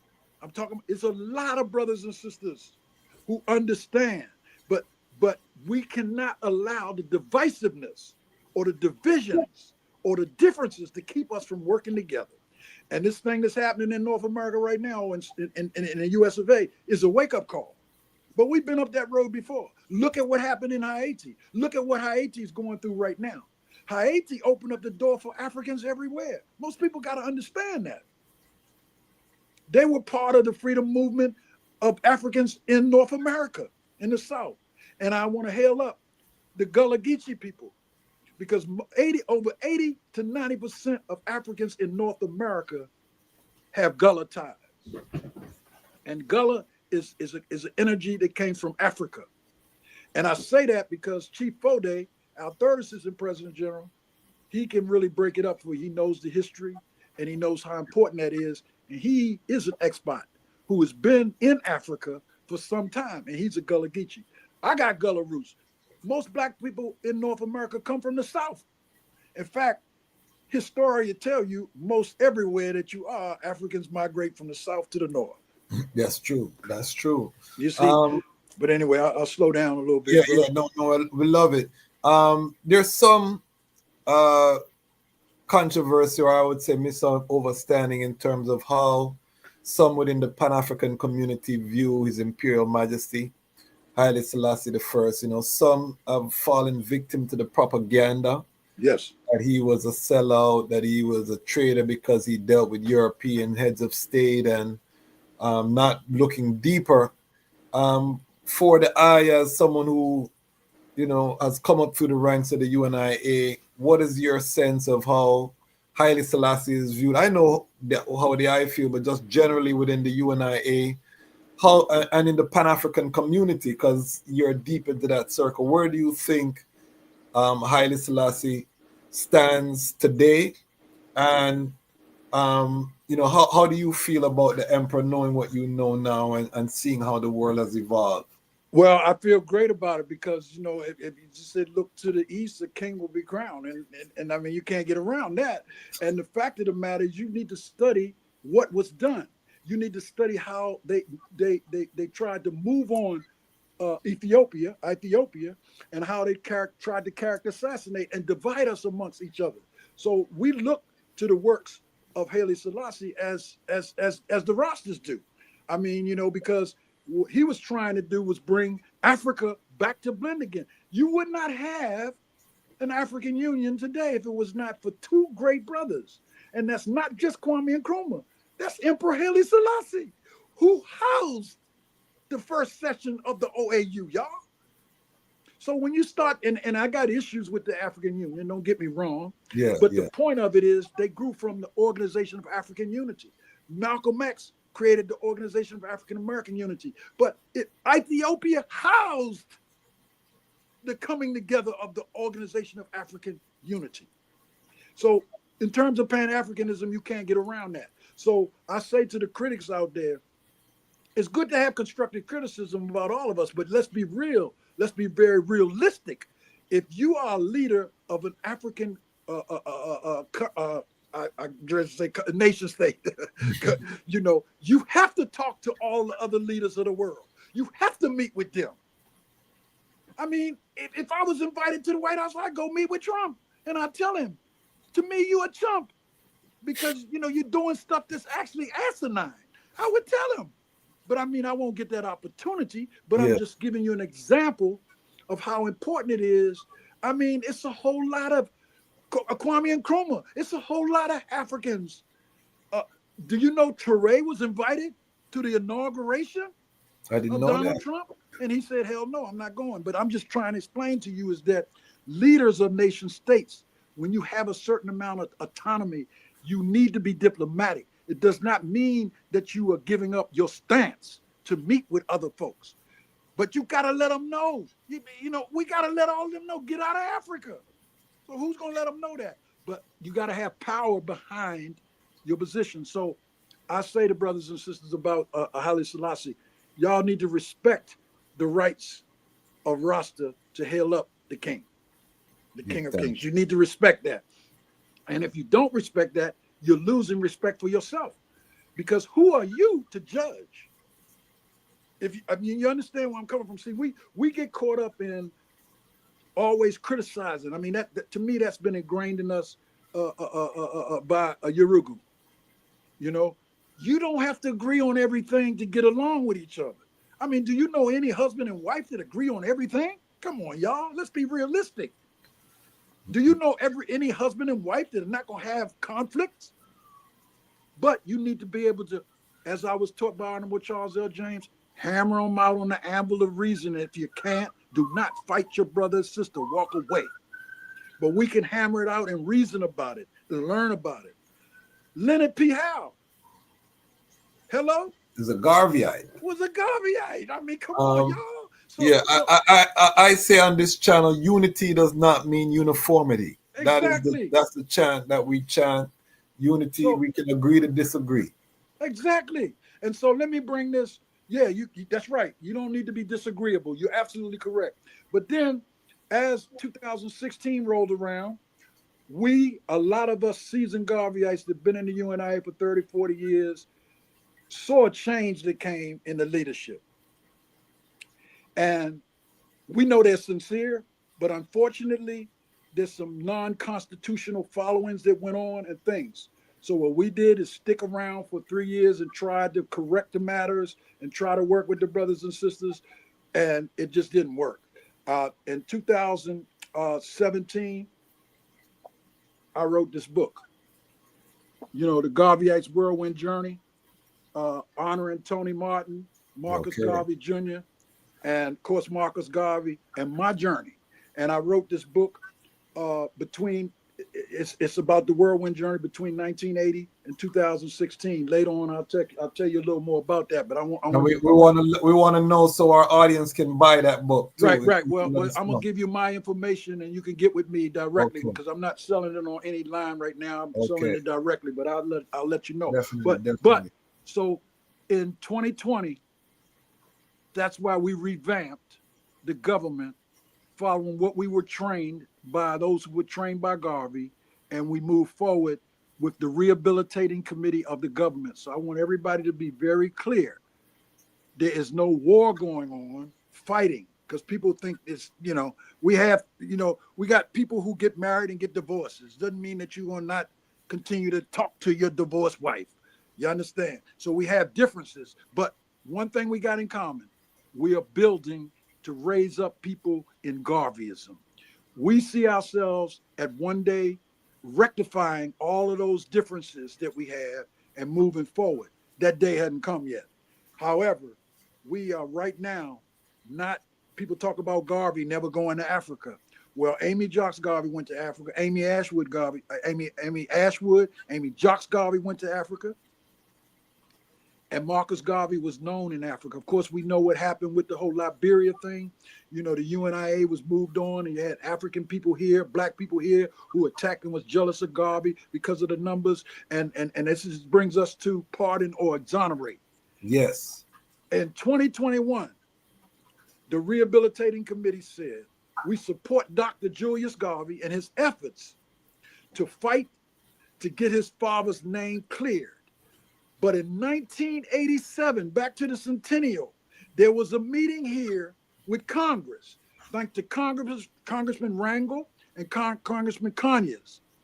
Dr. Ben, I don't want to miss no names, Dr. Clark, Dr. Julius Garvey, Marcus Garvey Jr., Honorable Charles L. James, Queen Mother Moore, Jackson Bay, Tony Martin, Robert Hill, and so many others met and demanded the exoneration of Garvey before the legislative branch, who can do that.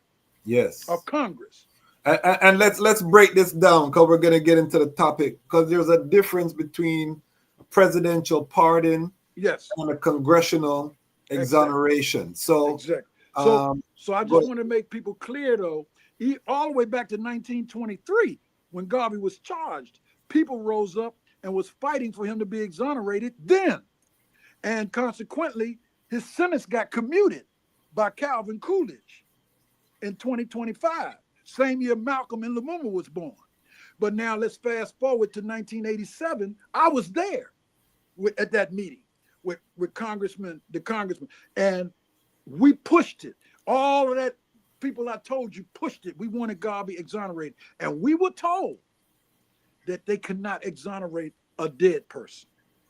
That's what the legislative branch told us then. But then later on, there were some other people that died that weren't African, and they were exonerated. So that changed the game. However, we pushed it at the judicial branch. They didn't want to address it. So the last resort was to go to the executive branch to get a pardon. And they still was asking for him to be exonerated. And I'm sure Dr. Julius Garvey made that profoundly clear. Yes. So the fight ain't over with. We welcome the steps of him being pardoned. That opens up the conversation. But we, in 2021, exonerated Garvey, and we say Africans need to exonerate Garvey in their minds. And yes, we want reparations and restitution and repatriation and justice. And within that, we need to understand that when they railroaded and lied and cheated and charged Garvey with a crime, they committed a crime against African people. Because Garvey was working to uplift African people. So we stick a pin, because we have young audience. A lot of my African audience are young people. Explain what happened to Marcus Garvey in America. How did they jam him up in the legal system? Give us that history. Paint that picture. Okay, I'm gonna give it to you from my perspective. Okay. Yes. During the 1920s, after the 1920 convention of the Universal Negro Improvement Association African Communities League, the Garvey movement grew like leaps and bounds. Not only in North America, over 20 some odd thousand people came to Madison Square Garden from around the world. Africans came from the continent. And that's when Garvey was elected President General and elected President of Africa. Also, a little before that, the Black Star Line was established and ships were bought. Because Garvey's plan was, because he had already traveled around the world, was to use the Black Star Line to exchange commerce products and to take people from place to place. So as the Black Star Line was developed, stocks were sold. So what happened is there was a group of black people that said Garvey must go. They wrote a letter to Hoover, who had been trailing Garvey. In fact, Garvey was actually shot. He survived that. So they were actually trying to do everything they could to take Garvey down. So they actually end up having 3 people that were charged. Garvey and 2 other people were charged with defrauded, fraudulent collecting of funds. Those 2 were dropped. Garvey was end up being charged with an empty envelope with no content, saying that he was actually fraudulently collecting money. Garvey did not take any money from he didn't even pay himself a good, decent salary in the UNIA. But the fact of the matter is the judge was a member of the NAACP, and Garvey was trumped up, and the lawyers that Garvey had turned out to be shaky. So Garvey ended up speaking and defended himself, ended up getting charged and sent to prison.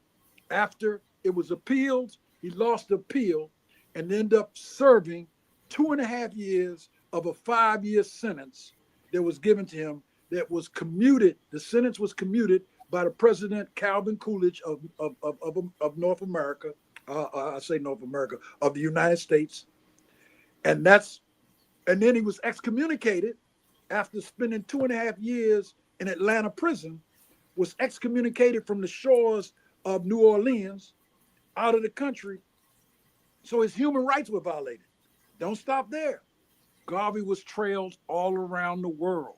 They did everything they could to block the movement from continuing to grow under the leadership of Garvey. So Garvey continued to work. Stick a pin. I have a special guest, special episode with an elder who dropped some bombshells on me about Garvey, that, you know, when Garvey was in England writing to His Imperial Majesty, that they were blocking that mail from reaching Haile Selassie, which is why Garvey started getting frustrated, not realizing that His Majesty, the letters were never reaching their destination. You know, he was trying to send them the letters to the English mail system, and there was no way they were going to let him connect with Haile Selassie, and he got frustrated, and some of that frustration was based on that important the point. Biden rule. Very important point, because, you know, I got the Black Man magazine. I have all of that. And that's very, very important point that you're raising, because Garvey, as I say, his human rights were violated. He was continually tracked. They even published his death before he had died. Yes. In the paper. So what I'm saying to you is Garvey was continuously under attack. But Garvey was wise. So in 1937, 1938, he taught the course of African philosophy out of Canada, and also did some courses in the UK. And many of the brothers and sisters that came up and became President General, and it was sisters too that took the course, actually took the course from Garvey, and that's the course that I was able to take. And now we also have a whole crew of brothers and sisters that have been trained by those who were trained by Garvey, and we have an institute that we call the Marcus Garvey, honor society. So, because we're training people, brother Sam, some of the people. Sam has taken the course. A lot of people have taken that course. Dr. Chenzara, who most people might be familiar with her through your show. If they aren't familiar with our queen, she's the second assistant president general. She's a jewel. Brother, the current president general, Brother Keely Nkrumah, he got the course, and he studied under both of those president generals. I didn't get to meet Thomas W. Harvey, but he was trained by him. So him and I have spread what we learned on to others, our international organizer and others, so that this legacy continues. Even Chief Fode, Sam, and Brother Shakara, younger brothers and sisters, and other people think that they just read the book. That's not taking the course. And we're going to be coming back with the course, and we also understand the importance of educating brothers and sisters on really what Garveyism really means. And that includes learning how to be an obedient servant and not a dictator or not a ruler where you want people to do what you want and that's it. No, there's an accountability. The Constitution has a way where even leadership is held accountable. So anyway, I want to stress that. And I work with groups like the National Council of Elders, different other groups as well. But it's important for us to establish working relationships with them. So we have what is called the Mahat agreement that we're asking people to, and I'll be talking to you more about that, because all that does is not a contract or it's not an MOU. It's really a Mahat agreement that says we agree not to attack one another out in public. If we got issues, come to one another. We're on the same page. And too much of that foolishness is going on amongst brothers and sisters where they want to fight and beat down each other. And you should turn that energy against the oppressor and not against your brother and sister. And that don't mean your brother and sister may be right, but you ain't got no business fighting like that. We don't need to do that. That's negative, and that's divisive. They want us fighting each other, because if we fighting each other, then we can't rise up and fight the power. Anyway, I want to just stress it's very, very important for brothers and sisters. The reason I wrote this is so people would know that it's not about me, he or she, y'all. I'm an obedient servant. But I understand we're spiritual beings having a physical experience, and we're not going to be here forever physically. But our spiritual and our work will be here, just like Dr. Clark, Doc Ben, Tony Martin, Renoko Rashidi, and let me name some sisters too. Nanny Helen Burroughs, Nanny of the Maroons, Amy Jocks Garvey. These are the people who laid the black print for us. We can't go nowhere until we follow what they laid down. And yes, people who come after us can say, oh yeah, Baba Senghor, he followed his ancestors, and this is what he laid and left us. Fine. That's what we need to be about doing, brothers and sisters. And we need to understand. We need to overstand. Actually, not under, over. That we've been in peace and harmony on this planet far longer than we've been subjugated to oppression. In other words, what comes around goes around. So as above, so below. As it was, so will it be. Meaning, we're going to come back into our own. The question is how, if we don't follow our cosmic consciousness, and I say cosmic because that's a vast consciousness, because all of us are created by our Creator. Our Most High made no mistakes. His greatest creation made all the mistakes, and that's us. So we have the ability and power to tap into the source and to correct the problems. We made the problems. Y'all hear what I'm saying? No, I hear you, and I give thanks. Let me just check in with the Lion Pride. We got Jolly checking in from Quebec. We got Hamilton Brown said we know go. Big up Hamilton Brown. That's regular. Big up. Lion Pride there checking in. Greetings to all peoples and watchers. May the peace of Haile Selassie rest upon you all. Blessed love. I got one of my Lion Pride on Patreon here. Again, me big up yourself. My elder Bongo Wisely, who is the current chair of the Caribbean Rastafari organization. Sending love and blessings, all tuned in from Ayanola, St. Lucia in the house.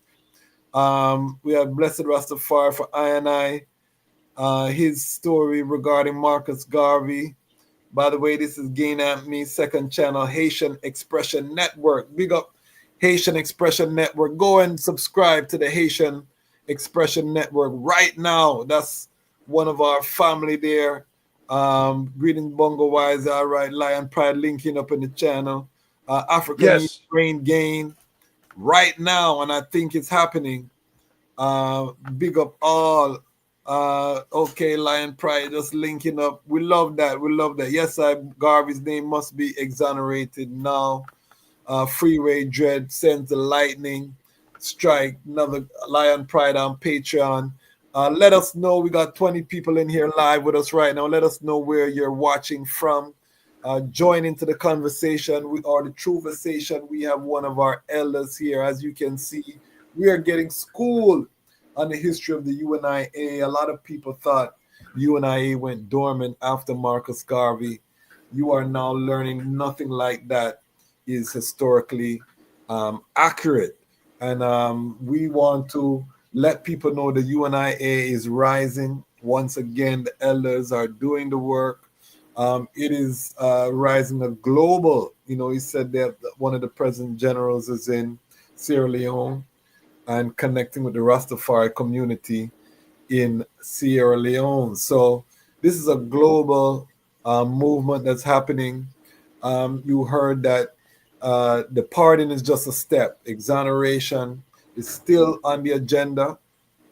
And when I spoke with Dr. Julius Garvey, and we're going to be putting up this exclusive interview with Dr. Julius Garvey shortly, he said also they're seeking expungement, even of the arrest as well. So a complete turnaround in terms of, what was done to his father's name and what was done. But Garvey's philosophy is more relevant today than ever. We see today Ghana has taken the lead in terms of attracting the diaspora home with the black star in the center. And every time we see that black star, we got to know that's Marcus Garvey impact. But it wasn't just Ghana, that was Garvey. You had Nnamdi Azikiwe, Nigeria. Yeah, you had Julius Nyerere. That's right. Tanzania, so a lot of the founding fathers of Africa, Jomo Kenyatta, a lot of these founding fathers were Garveyites, you know what I mean? So the impact goes far beyond the shores of the United States. We don't talk about Garvey in Central and South America enough. Panama, all of these things. It really a lot. Speak to us about the state of the UNIA globally right now. Right. That's a good one. What we're doing right now is rebuilding not only Garveyism in our people's minds, but on the ground, different places. So we're in the northern part of Ghana. We have a very solid division, and it's interesting because when Kwame Nkrumah was ordained, there was a hotel called the Black Star Hotel. That Black Star Hotel is still there. That is where our division of the UNIA is in Ghana. However, we have Garveyites all over Ghana, and they may not be directly connected to us yet, but they will be. Then we have Sierra Leone. Most people know about Liberia, but let me be clear. Freetown was named by African people, and Freetown was happening prior to what happened in Liberia. And let's be clear, Liberia was designed for a lot of Africans who repatriated, and we got to go back way before the Garvey movement and talk about Edward Wilmot Blyden and folks like that. So we need to understand that West Africa has always been very, very, very focused on what Garvey was about. And Garvey was real focused on what those who came before him was about. Sometimes people talk about Booker T. Washington. They don't even understand Booker T. Washington was influential Pan-Africanist. Yes. I mean, Booker T. There were people in Africa, just like Garvey reached out to Booker T, that reached out to Booker T. Washington. But because, similar to what you said about Selassie, because Booker T used to meet with the other fellow, he was misinterpreted. And Booker T. Washington, you got to do deep study. Brunoko Rashidi gave me a book on it, and it's very powerful. You got to really do deep dives when we start dealing with the personality of our ancestors. Well, anyway, we're also in Kenya. We have a very solid division in Kenya. I'm leaving West Africa, and they're working with young people. We have a great soccer movement of young brothers and sisters. We like, athletics are important. Education is critical. And then we also are in Burkina Faso. And it's interesting because in Burkina Faso is right close to the division that we have in Ghana, northern Ghana, right on the border. And so even though we have this breakup of the language, French here, and just like Portugal in Portuguese in South America, French all over the Francophone space, listen, we speaking with the oppressor's language. English, for all of that's not our languages. We got tons of African dialects, tons of African languages. So what we need to do is do the best we can with the so-called languages that we're using until we can get back to our traditional ways and means of communicating. Anyway, let me move on to the next one. Gambia. We got, excuse me, we're building in Gambia. We in Nigeria, we in Lagos, okay? And I'm missing somewhere. Of course, Sierra Leone, Ghana, Gambia. Anything in the South? Anything in the South? Well, we had a strong Garvey division under Marcus Garvey Jr. in Southern Africa, in Azania. Thanks to Dr. Nana Shashabi, who's an ancestor now, who was our ambassador of Azania. But there are plenty of Garveyites, not only in Azania, in Namibia. The Renoko Rashidi has met with Garveyites all over the place. And this connection, see, as we build our economic structure, which is what we're working on, as we have brothers and sisters who can travel these places and let Africans know that the UNIA is still kicking, we will reunite. That's what we're working on with Rehabilitating Committee. Renoko Rashidi went to India. He said most of the Africans in India don't even know we out here. Did you hear me? Don't even know we exist. But we need to be very conscious that wherever African people are rising up, it is because of what Garvey said. Count on him to be the real Marcus Garvey. If there was power in death, he will be the real Marcus Garvey, and he would bring countless millions of ancestors, didn't even reach these shores, that were died in the Middle Passage, died in the ocean, back to fight with us. That ancestral energy is what governs us. So we're putting together a serious structure that can enhance and raise the minds of young brothers and sisters. We have Mali, the Mosiah African Leadership Academy. That's in February the 1st, that's kicking off. That's going to be some online teachings and some things. Brother Chief Fode is working on that. We also have established relationships with other progressive groups on the continent.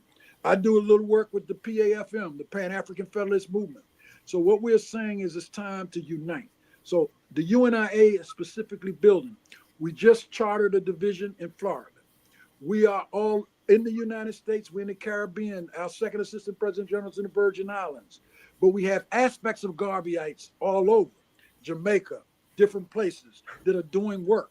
We say bring the work to the work table, because what we're putting together is not for me or she or he to control, but it's for the African race to control and to be able to move forward. So in the rehabilitating process, that's what we're doing. We got a new division just popped up in Florida. Okay. We have brothers and sisters that are in a division that I'm the president of all around the country that ain't in an area where they can be in a local division, and it's called the Harambe division.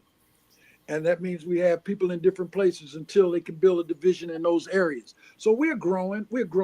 I'm going to be doing some interviews with folks in Toronto in February. You know, some folks up there to do. So we are growing. However, we want people to understand, anybody, the whole Rasta movement, Rastafari, whether or not you're Bobo Shanti, 12 Tribes, or the House of Nabinge, you're Garveyites, especially if you're doing the work to raise up African people. And the UNIA is clear. We stand for the brotherhood and sisterhood of mankind and the fatherhood and motherhood of the Most High. I want to make that clear. So, because people get the race first thing wrong. When we say we race first, we're not saying we anti anybody. We are proactively doing for our house first. And when Africa is under our control and we controlling the resources, able to feed our people, secure our people, then we can talk about how we can unite with everybody else. That's where we coming from. You know, so don't get it wrong. Don't get it twisted. Which is logical. Set yourself, put on your own face mask, you know, when the plane is going down before you secure somebody else. So exactly. It's very logical. I see Preston John said the Sahel Revolution is not a grassroots movement. The Russian Wagner Group is deeply involved, removing one European colonist for another. Let's not romanticize. How do you respond? Well, my response to that is the brother's point is very, very clear. We don't go from the fire to the frying pan, from the frying pan to the fire. However, any autonomous government can negotiate with whoever they wish to for resources. I want to make that clear. Doesn't mean that they're being controlled by those other folk. So don't assume that. I understand the brother's point, but let's be very clear. Some of our own people, our own African people, what's going on right now in the Congo with Rwanda moving in on the Congo. So we need to be clear that we need to get resources and do what we need to do to move forward. And if that is what they had to do to move forward, that's what they had to do to move forward. But don't think that just because they ran the French out and the US of A out and the Russians have some influence, that the Russians are moving in. Because if you check the history out with that Yorugu, yes, we're not giving them power, but they have not done the kind of neo-colonialist and colonialist things on the continent that the other Yorugus have done. So yeah, they got an interest, and we're not saying they don't have an interest, and we're not trusting. We got no friends. Dr. Clark taught us we got no friends, but we can negotiate with whoever we need to negotiate with to get done what we need to get done.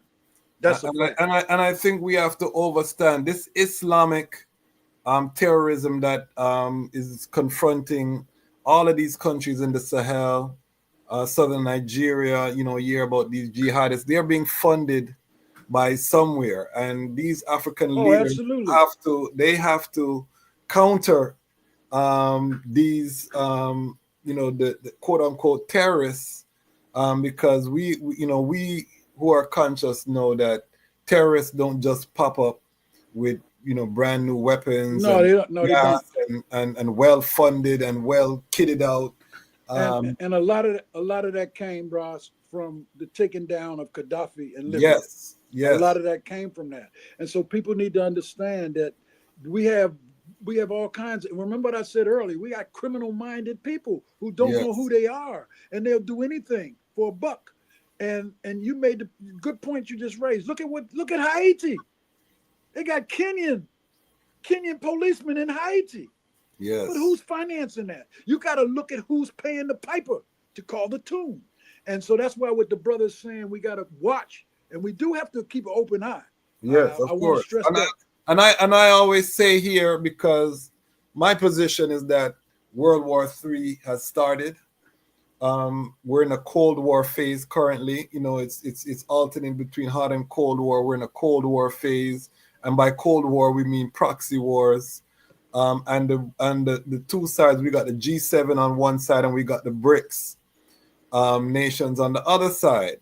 I've always said, I don't fully trust BRICS, you know what I mean? However, as you said, what BRICS has done is that it's provided especially African countries with leverage, another option. And when we say BRICS, we're talking about Brazil, Russia, India, China, absolutely, South Africa. And now it's been expanded to BRICS Plus with Ethiopia, Egypt, and some other nations that have joined the BRICS Plus, and now you have Nigeria, Uganda have joined as partner countries. But what it does is that it's opened up new sources of capital and funding. We see Russia just sent a huge shipment of military supplies to Mali in the past few days, which is huge. I mean, I watched an interview with Ibrahim Traore where he was talking about when the French occupied. He said that when the French were there, the Burkina Faso army had to borrow their weapons from neighboring countries to go on missions. And then when the mission was done, they had to return the weapons. So the army didn't even have their own weapons. And he said that the French would only allow them to counter-strike like months after the terrorists had struck. So they were hamstringed. And Ibrahim Traore said after the French left, they went to the Russians. The Russians allowed them to be able to fully arm themselves and attack the terrorists right away. The Russians were providing satellite intelligence and different things. So, this is a practical thing. You got to do deals with who's going to deal with you. I'm not a big fan of the Russians or Chinese, and I see the dangers. However, again, their style of dealing with Africa, when you compare it to European colonialism, there's not even a comparison in terms of the harm that was done to us by the European colonialists and countries like Russia and China that have a historic relationship with Africa, helping Africa to liberate itself during that post-colonial period. So, but that being said, we're not naive. No, we're not at all. We know that Russia and China want the resources. Turkey, we can add Turkey into that. But Kwazi, everybody wants the resources of Africa. That's it. And see, it's a survival. It's a survival of the fittest. Meaning, you got to do what you need to do to survive. But you got to look at the positive things that are taking place in the Sahel. The positive things like gaining control of their goal, gaining control of certain things, moving more towards self-reliance. We can get to that point where we can make our own weapons. Okay, we got to get to that point. And once we get to that point, hey, like you say, it's a battle going on, and everybody wants Africa. Africa is critical to everybody in the world. Everybody. And You and know? I think that's our window of opportunity, because as this global war revs up, both sides are looking at Africa for resupply Absolutely. and for strategic. So, however, what I think that's going to happen is that the resources they spend on attacking each other is going to free up, because right now they're funding the destabilization of the African continent, and they're going to have to divert some of that funding. I mean, even with this pause that America has done on foreign aid, on the surface that looks catastrophic, but to I, it's a blessing, because a lot of these NGOs that are getting funded on the continent are not doing positive things on the continent. Oh, absolutely. You know what I mean? So cutting off that funding, it opens up a gap. Also, it allows Africa to realize we can't depend on foreign aid, because a lot of people have been depending on this foreign aid. It's been a grift for a lot of people, lining their pockets with this foreign aid. And one of the things that what I would push back against, my brother Preston John, is that when we look at the Sahel countries, they're reinvesting in their countries, because we've had coups d'etats before. Yes. We haven't seen the leaders of those coups d'etats building tomato paste factories. We haven't had those leaders of those coups d'etat building refineries, to produce finished goods like the Sahel Alliance is doing, where they're nationalizing their resources and then reinvesting. Usually when the coup leaders take power, they get a Benz, they get a Bugatti, they get, you start seeing them taking foreign trips, and Ibrahim Traore is still taking a captain's salary. This is why he's captured the imagination of the continent, of the youth of the continent. Exactly. These brothers are reinvesting the wealth into we haven't seen that before in recent time. He's definitely emulating Thomas Sankara. There's no question about it. Yes. And it's no question. We got to be critical. We got to think, we have to really think and look at things critically. But the reality is, with neocolonialism on the continent moving like it is, you got to watch your brother, got to watch your sister. Like I say, that's why it's important for us to understand the spirit. And that's what the UNIA is working on also. We're working also on putting together a way to help educate. One of the things people are asking for on the continent is African-centered education now. That was almost unheard of when I was, younger. They wanted the knowledge. And so it's our responsibility, those of us that have come into that information and knowledge, to get that knowledge there. That's critical. Also, agriculture. Economic development, agriculture, all of that is critical. When we talk about economic development, do you know how much land is in Africa? Brothers and sisters need to understand. I don't think people see, a lot of people who have not traveled to Africa don't get it. You can get how many other continents inside Africa and you still got land. You can take the Congo if we had control, and you would be shutting down all of these, the coltan, the cobalt, all that stuff that comes out of the land that goes out to make mega bucks for corporations. But the continent alone in the Congo, we could feed certainly the whole continent and maybe the world if we did the right kind of agriculture that is required. So it's kind of important for us to understand we got a Sankofa, and we also have to be visionaries. So that means we Sankofa, but we bring forward new methods to do some of the things that we've been guided, or some of the things our ancestors. You mentioned earlier the people who were influenced by Garvey. People got to understand how many people, not even just Africans, a lot of people have been influenced by Marcus Garvey. Yes. Because Marcus Garvey understood his cosmic assignment. And even when they railroaded him, people talk about him talking to the Ku Klux Klan. one of the main things people don't talk about is when he talked to the Klan, he told them there's more trees in Africa than there are in North America. Think about that. Read between the lines. See, these are the type things that we need to understand or overstand. The positives. Sometimes people like to hold on to the negatives. Now, yeah, we had some issues with our own brothers, kids, and kin in the UNIA. And that's why I said we in the rehabilitating process. Because everybody that gets into leadership, and this is not just for the UNIA, Quasi, this is for us as African people in general. Yes, sir. Leadership means you should be a humble servant to the needs of the people, not the people serving you. Yes. See, that's not what leadership is about in the African tradition. That's a European thing. We're not, and too many of us get into power and we emulate Europeans opposed to emulating our ancient ancestors. Who was the first teacher of health? Imhotep. I'm just saying, the whole world comes from us, y'all. Everything they got from us. Why ain't I using the ways and means for ourselves first before they take away from us?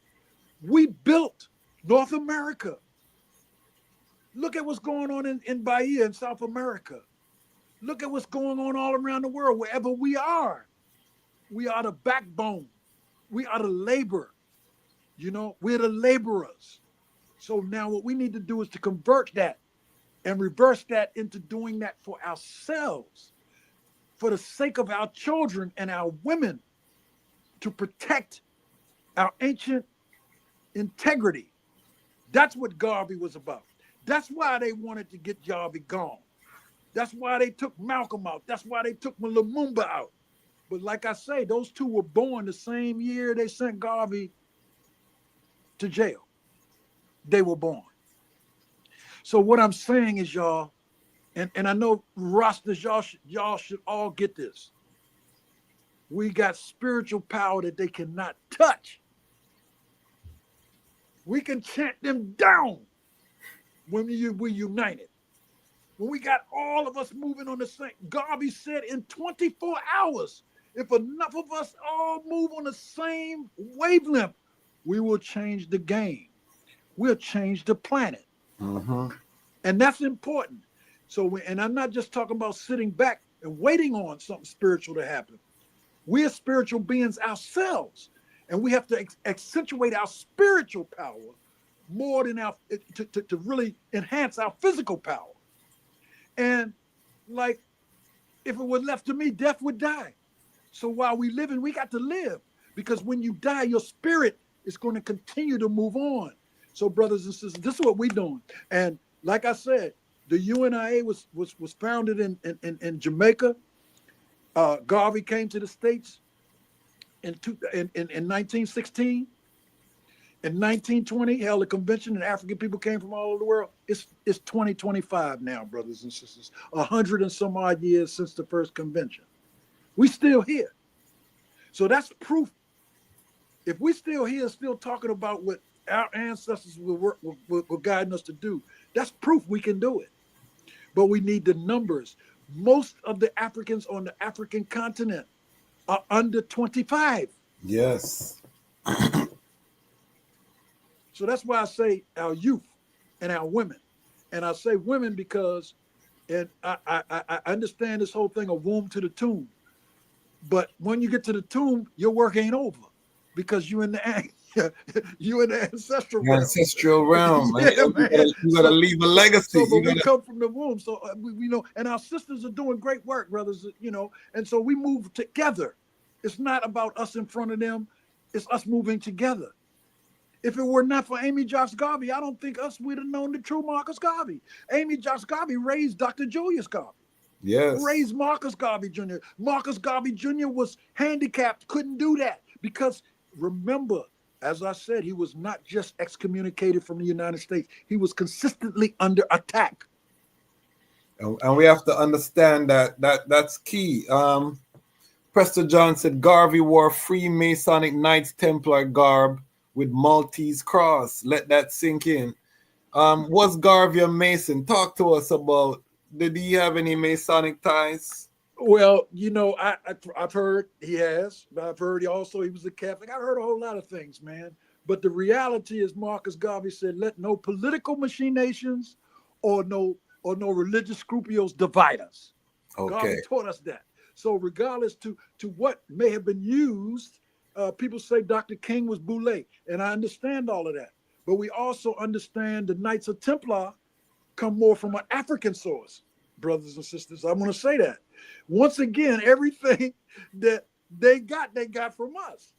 So it doesn't mean that it's the negative. It could have been the positive side of why he was doing that, of where his people were at. And then once again, you got to understand, during the era, we wasn't too far out of the transatlantic slave trade. Yes, yes.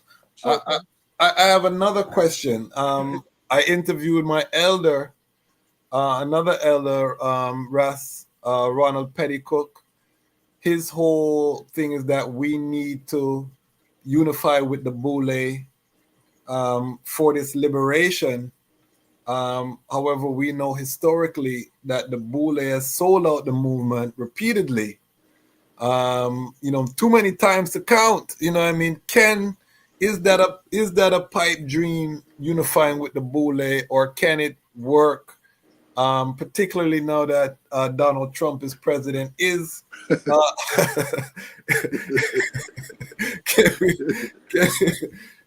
the Boule, is predominantly democratic. So we need to create our own. We need to create our own self-reliant, self-determined secret societies.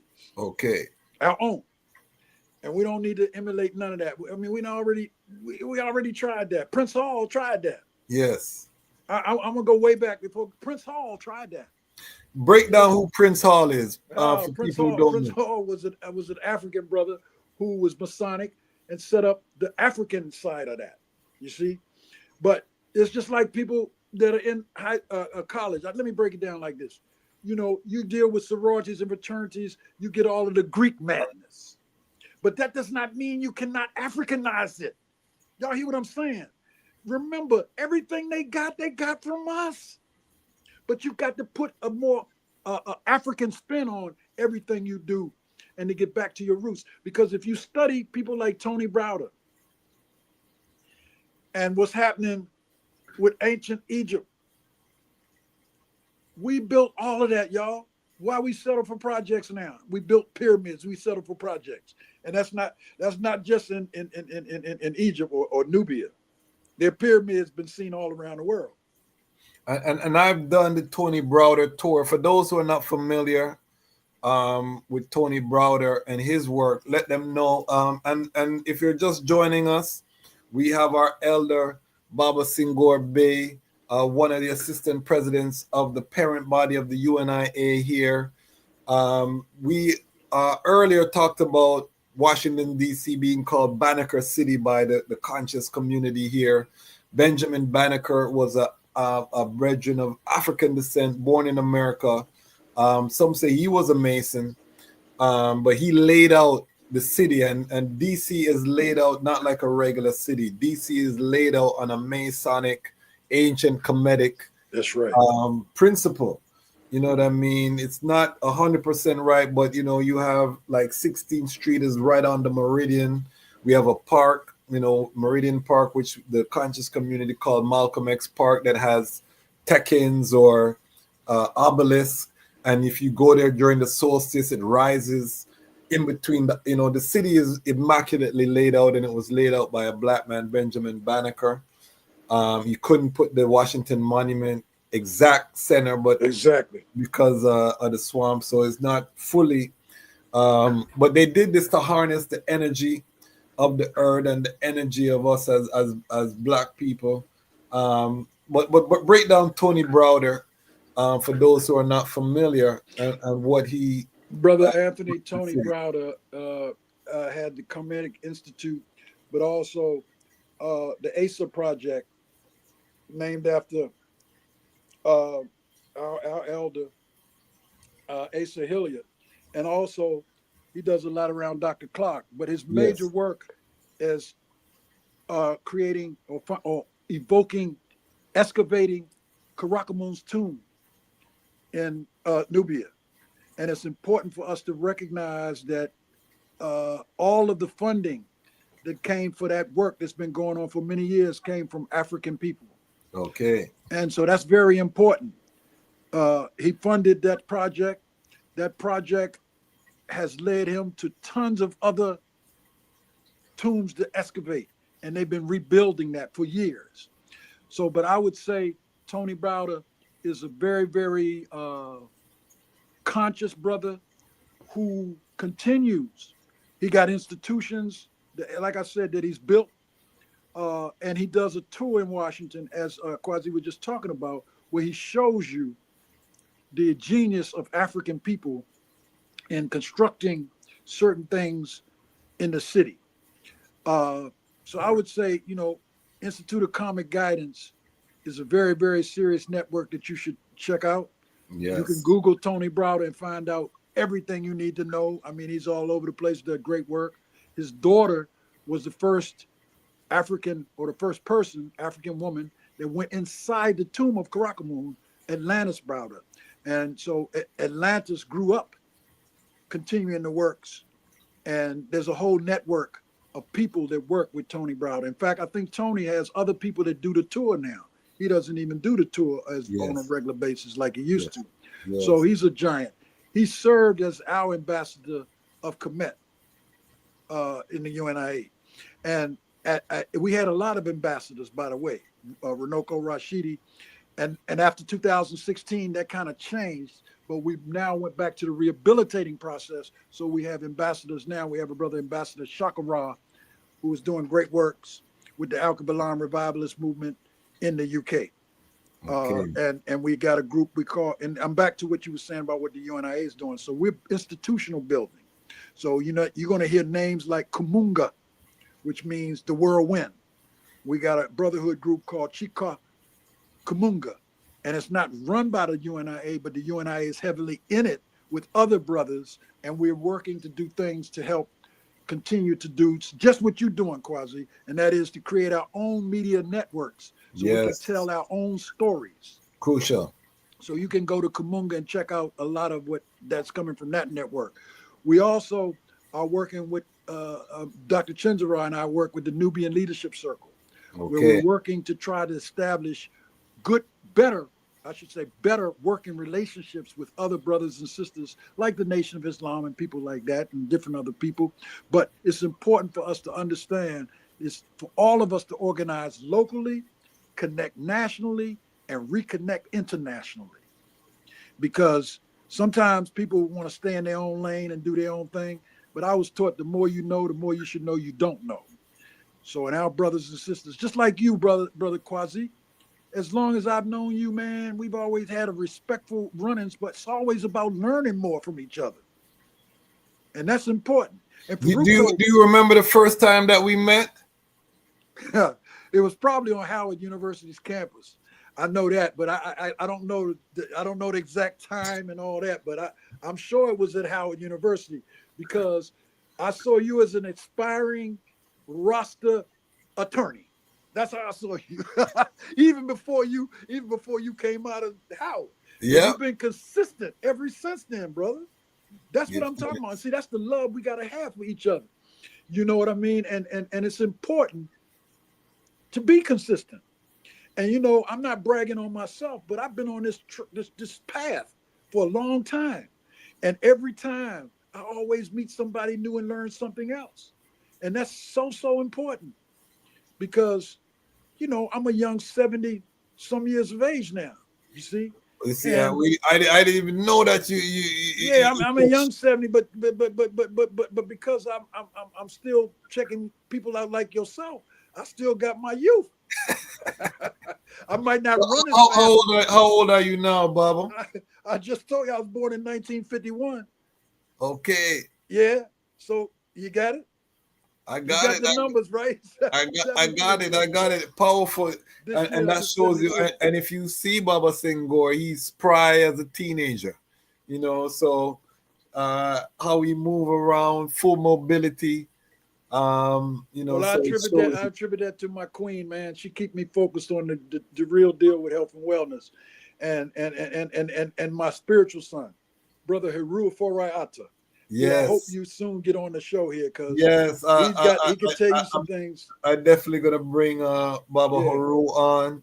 I need a link to Tony Browder too. I'll link you up with all of that, bro. Yeah, we need to get him on to talk about his excavations in Kemet, some powerful work that he's doing. But this has been very powerful. I'm not going to keep you much longer, but if you have any questions, put the questions in the comment section. We have our elder assistant president general of the UNIA parent body. You see his book there. He's going to give me the link. If you're interested in purchasing the book, reach out. I'll connect you with the elder. Do you have an email address or anything that they could? It's Senghor, Senghor B, the letter B, at hotmail.com or iCloud.com. Either one of those. And you can reach out to me that way, and I can hook you up or tell you where you can get the book or get the book to you. But Kwazi, before you close out, I just want to thank you, brother, for your consistency. And I believe that Rastafari, when Garvey said our armies will come rushing to thee, Rastafari is in the forefront of that. Yes. I mean, that's how I always learned that we are the tip of the spear of this Pan-African, because when you look on the ground in Africa, you know, we can't hide as Rastafari. You know what I mean? We stand. Hey, let me tell you a story about, and I know we're closing out. I went to Senegal with Farouk. Yes. Kathy, I was just going to ask you, have you been to Africa? Tell us about your African trips. Oh, yeah. Well, I've been to Ghana. Of course, I've been to Ghana. I've been to Senegal. I've been to Morocco. I haven't been to the East yet, you know. Okay. But I'm due. But this trip to Senegal blew my mind. I found out works that Julius Garvey was doing there with building the Garvey School. Brother Farouk, we met so many people. And I met some powerful Rastas there who told me that they were Baye-Fall. And I told them, I said, you Baye-Fall, you Rasta. They said, yeah, Rasta Baye-Fall too. And so let me break that up for y'all. Baye-Fall, there's a spot called Touba in Senegal. And, you know, a lot of the Senegalese are Muslim. And they want to go to Mecca, but they can't go to Mecca because they don't have the money. So they go to Touba. But Touba is defended by the Baye-Fall. And the Baye-Fall are dreadlock brothers who very serious. They panhandle, but they also security. And they take their funds that they panhandle and take them to Touba.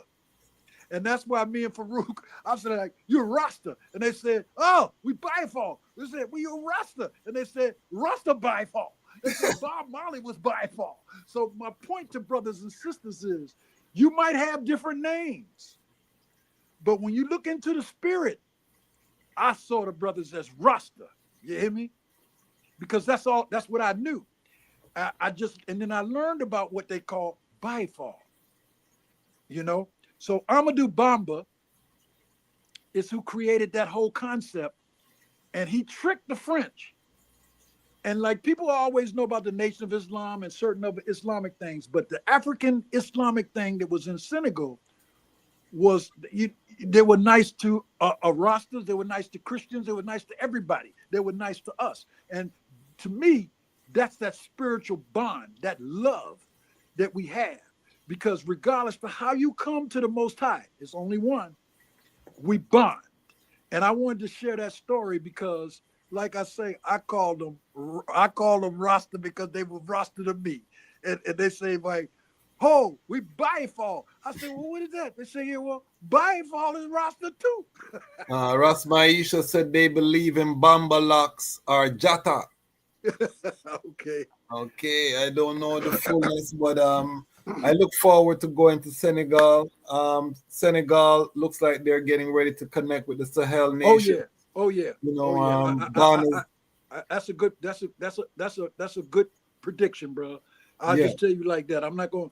I know we live. I'll just tell you that's a good prediction, and I know what I'm talking about. And I see Mahama in Ghana. I see the whole tide is starting to shift. The winds are blowing, and I think that's going to be accelerating under this new administration. You know, here in America is going to help to accelerate the unification of the African continent. The more that tariffs and things are cut off, I think the more Africa is going to come together. So I'm very optimistic about the future, and I really, again, just want to give thanks. Again, this is one of my elders here in Washington D.C. We don't come out of a vacuum, you know what I mean? As young people coming up in the city, you know, a lot of brethren say I have an old soul, and it's because, you know, when we came up in this movement, we were surrounded by elders, you know what I mean, by legendary elders. So, you know, and you sort of look like my family anyway, man. I mean, you know, we sort of look like each other, and so, you know, the bloodline is deep, man. But the spiritual line is even deeper. Yes, and that's what I have big respect for you. Big respect. And this respect is mutual, because I've never known the I not to be working. Anytime I connect with this elder, he's telling me about different works that's happening. He's trying to plug me into the different initiatives, and you know what I mean? I'm not always there because I'm so focused on my Rastafari family, trying to get us together so that we can connect with the Pan-African community in a larger, real way. And I know that that's my calling, is to really rise my Rastafari family globally. You know, we've done it in different ways, and now we're doing it through the media. And that was one of the ways that Marcus Garvey really distinguished himself, the Negro world, and some of his efforts in the printing is what really set him apart and allowed him to grow the largest organization to this day. No one has built a bigger organization of Black people than the Honorable Marcus Messiah Garvey. He was just pardoned by Joe Biden, who has arguably one of the worst records of any U.S. president toward Black people. He was responsible for the prison to pipeline, the criminalization of Black people, and these things. Oh, my producer is not happy I went into politics. YouTube is rough. YouTube is rough on the politics. Yeah.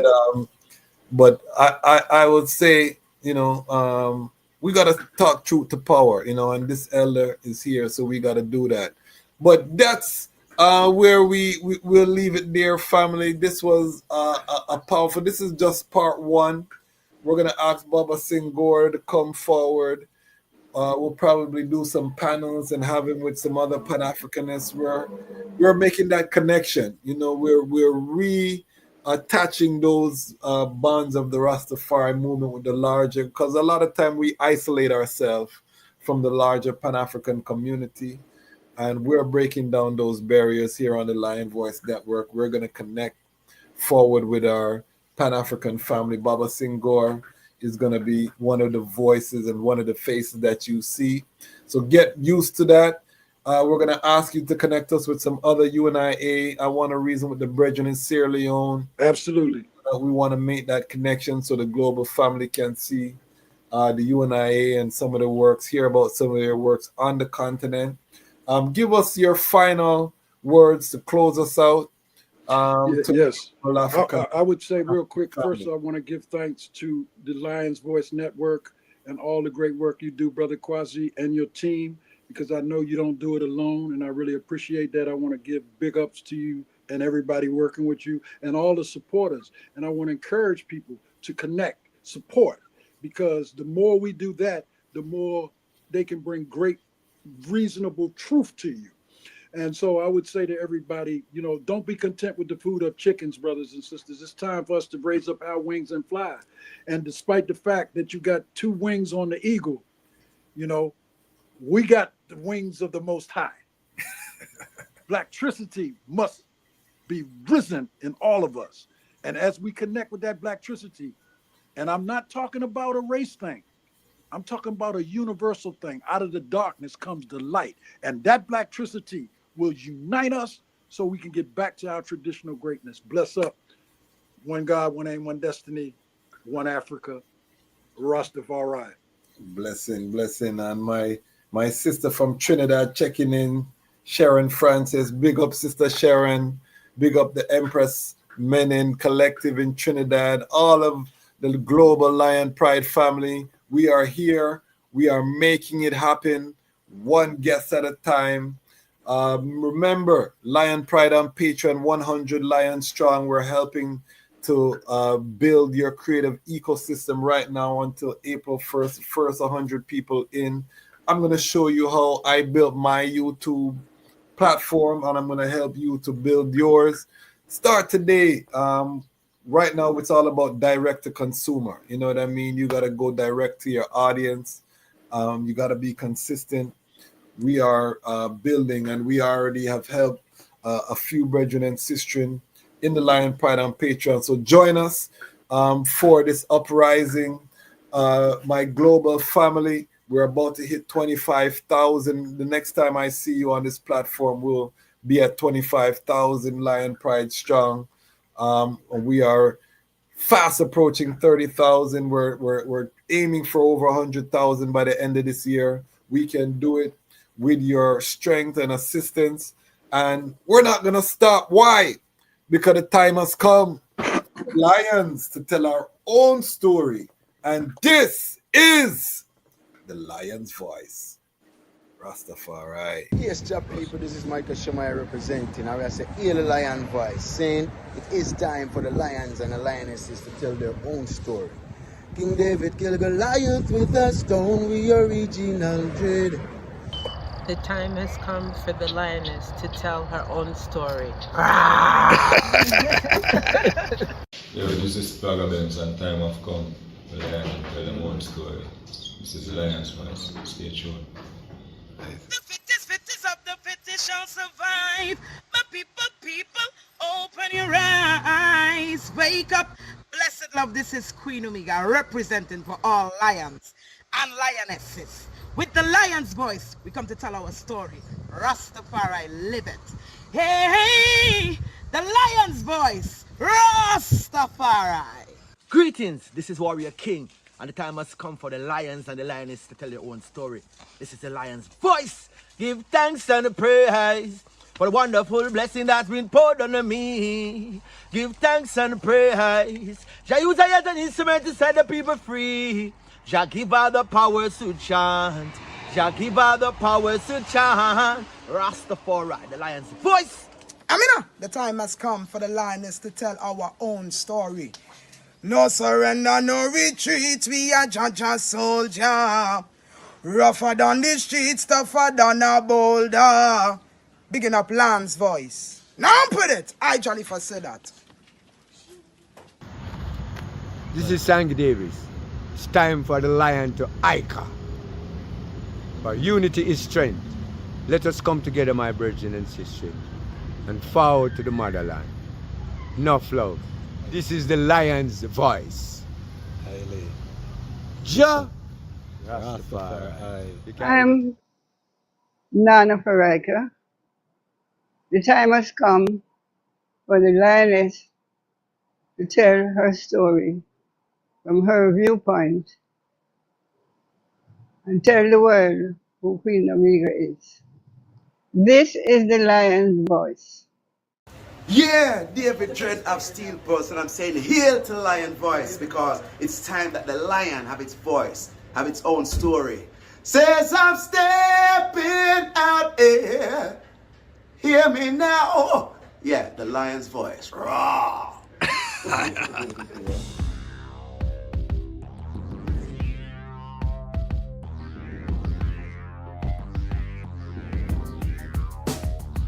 Well, Lion Voice, tell them that's the people first choice. Lion Voice, make the lioness them feel nice. Lion Voice, with the lion cubs we sacrifice. Lion Voice, got to show the people them the life. Lion Voice.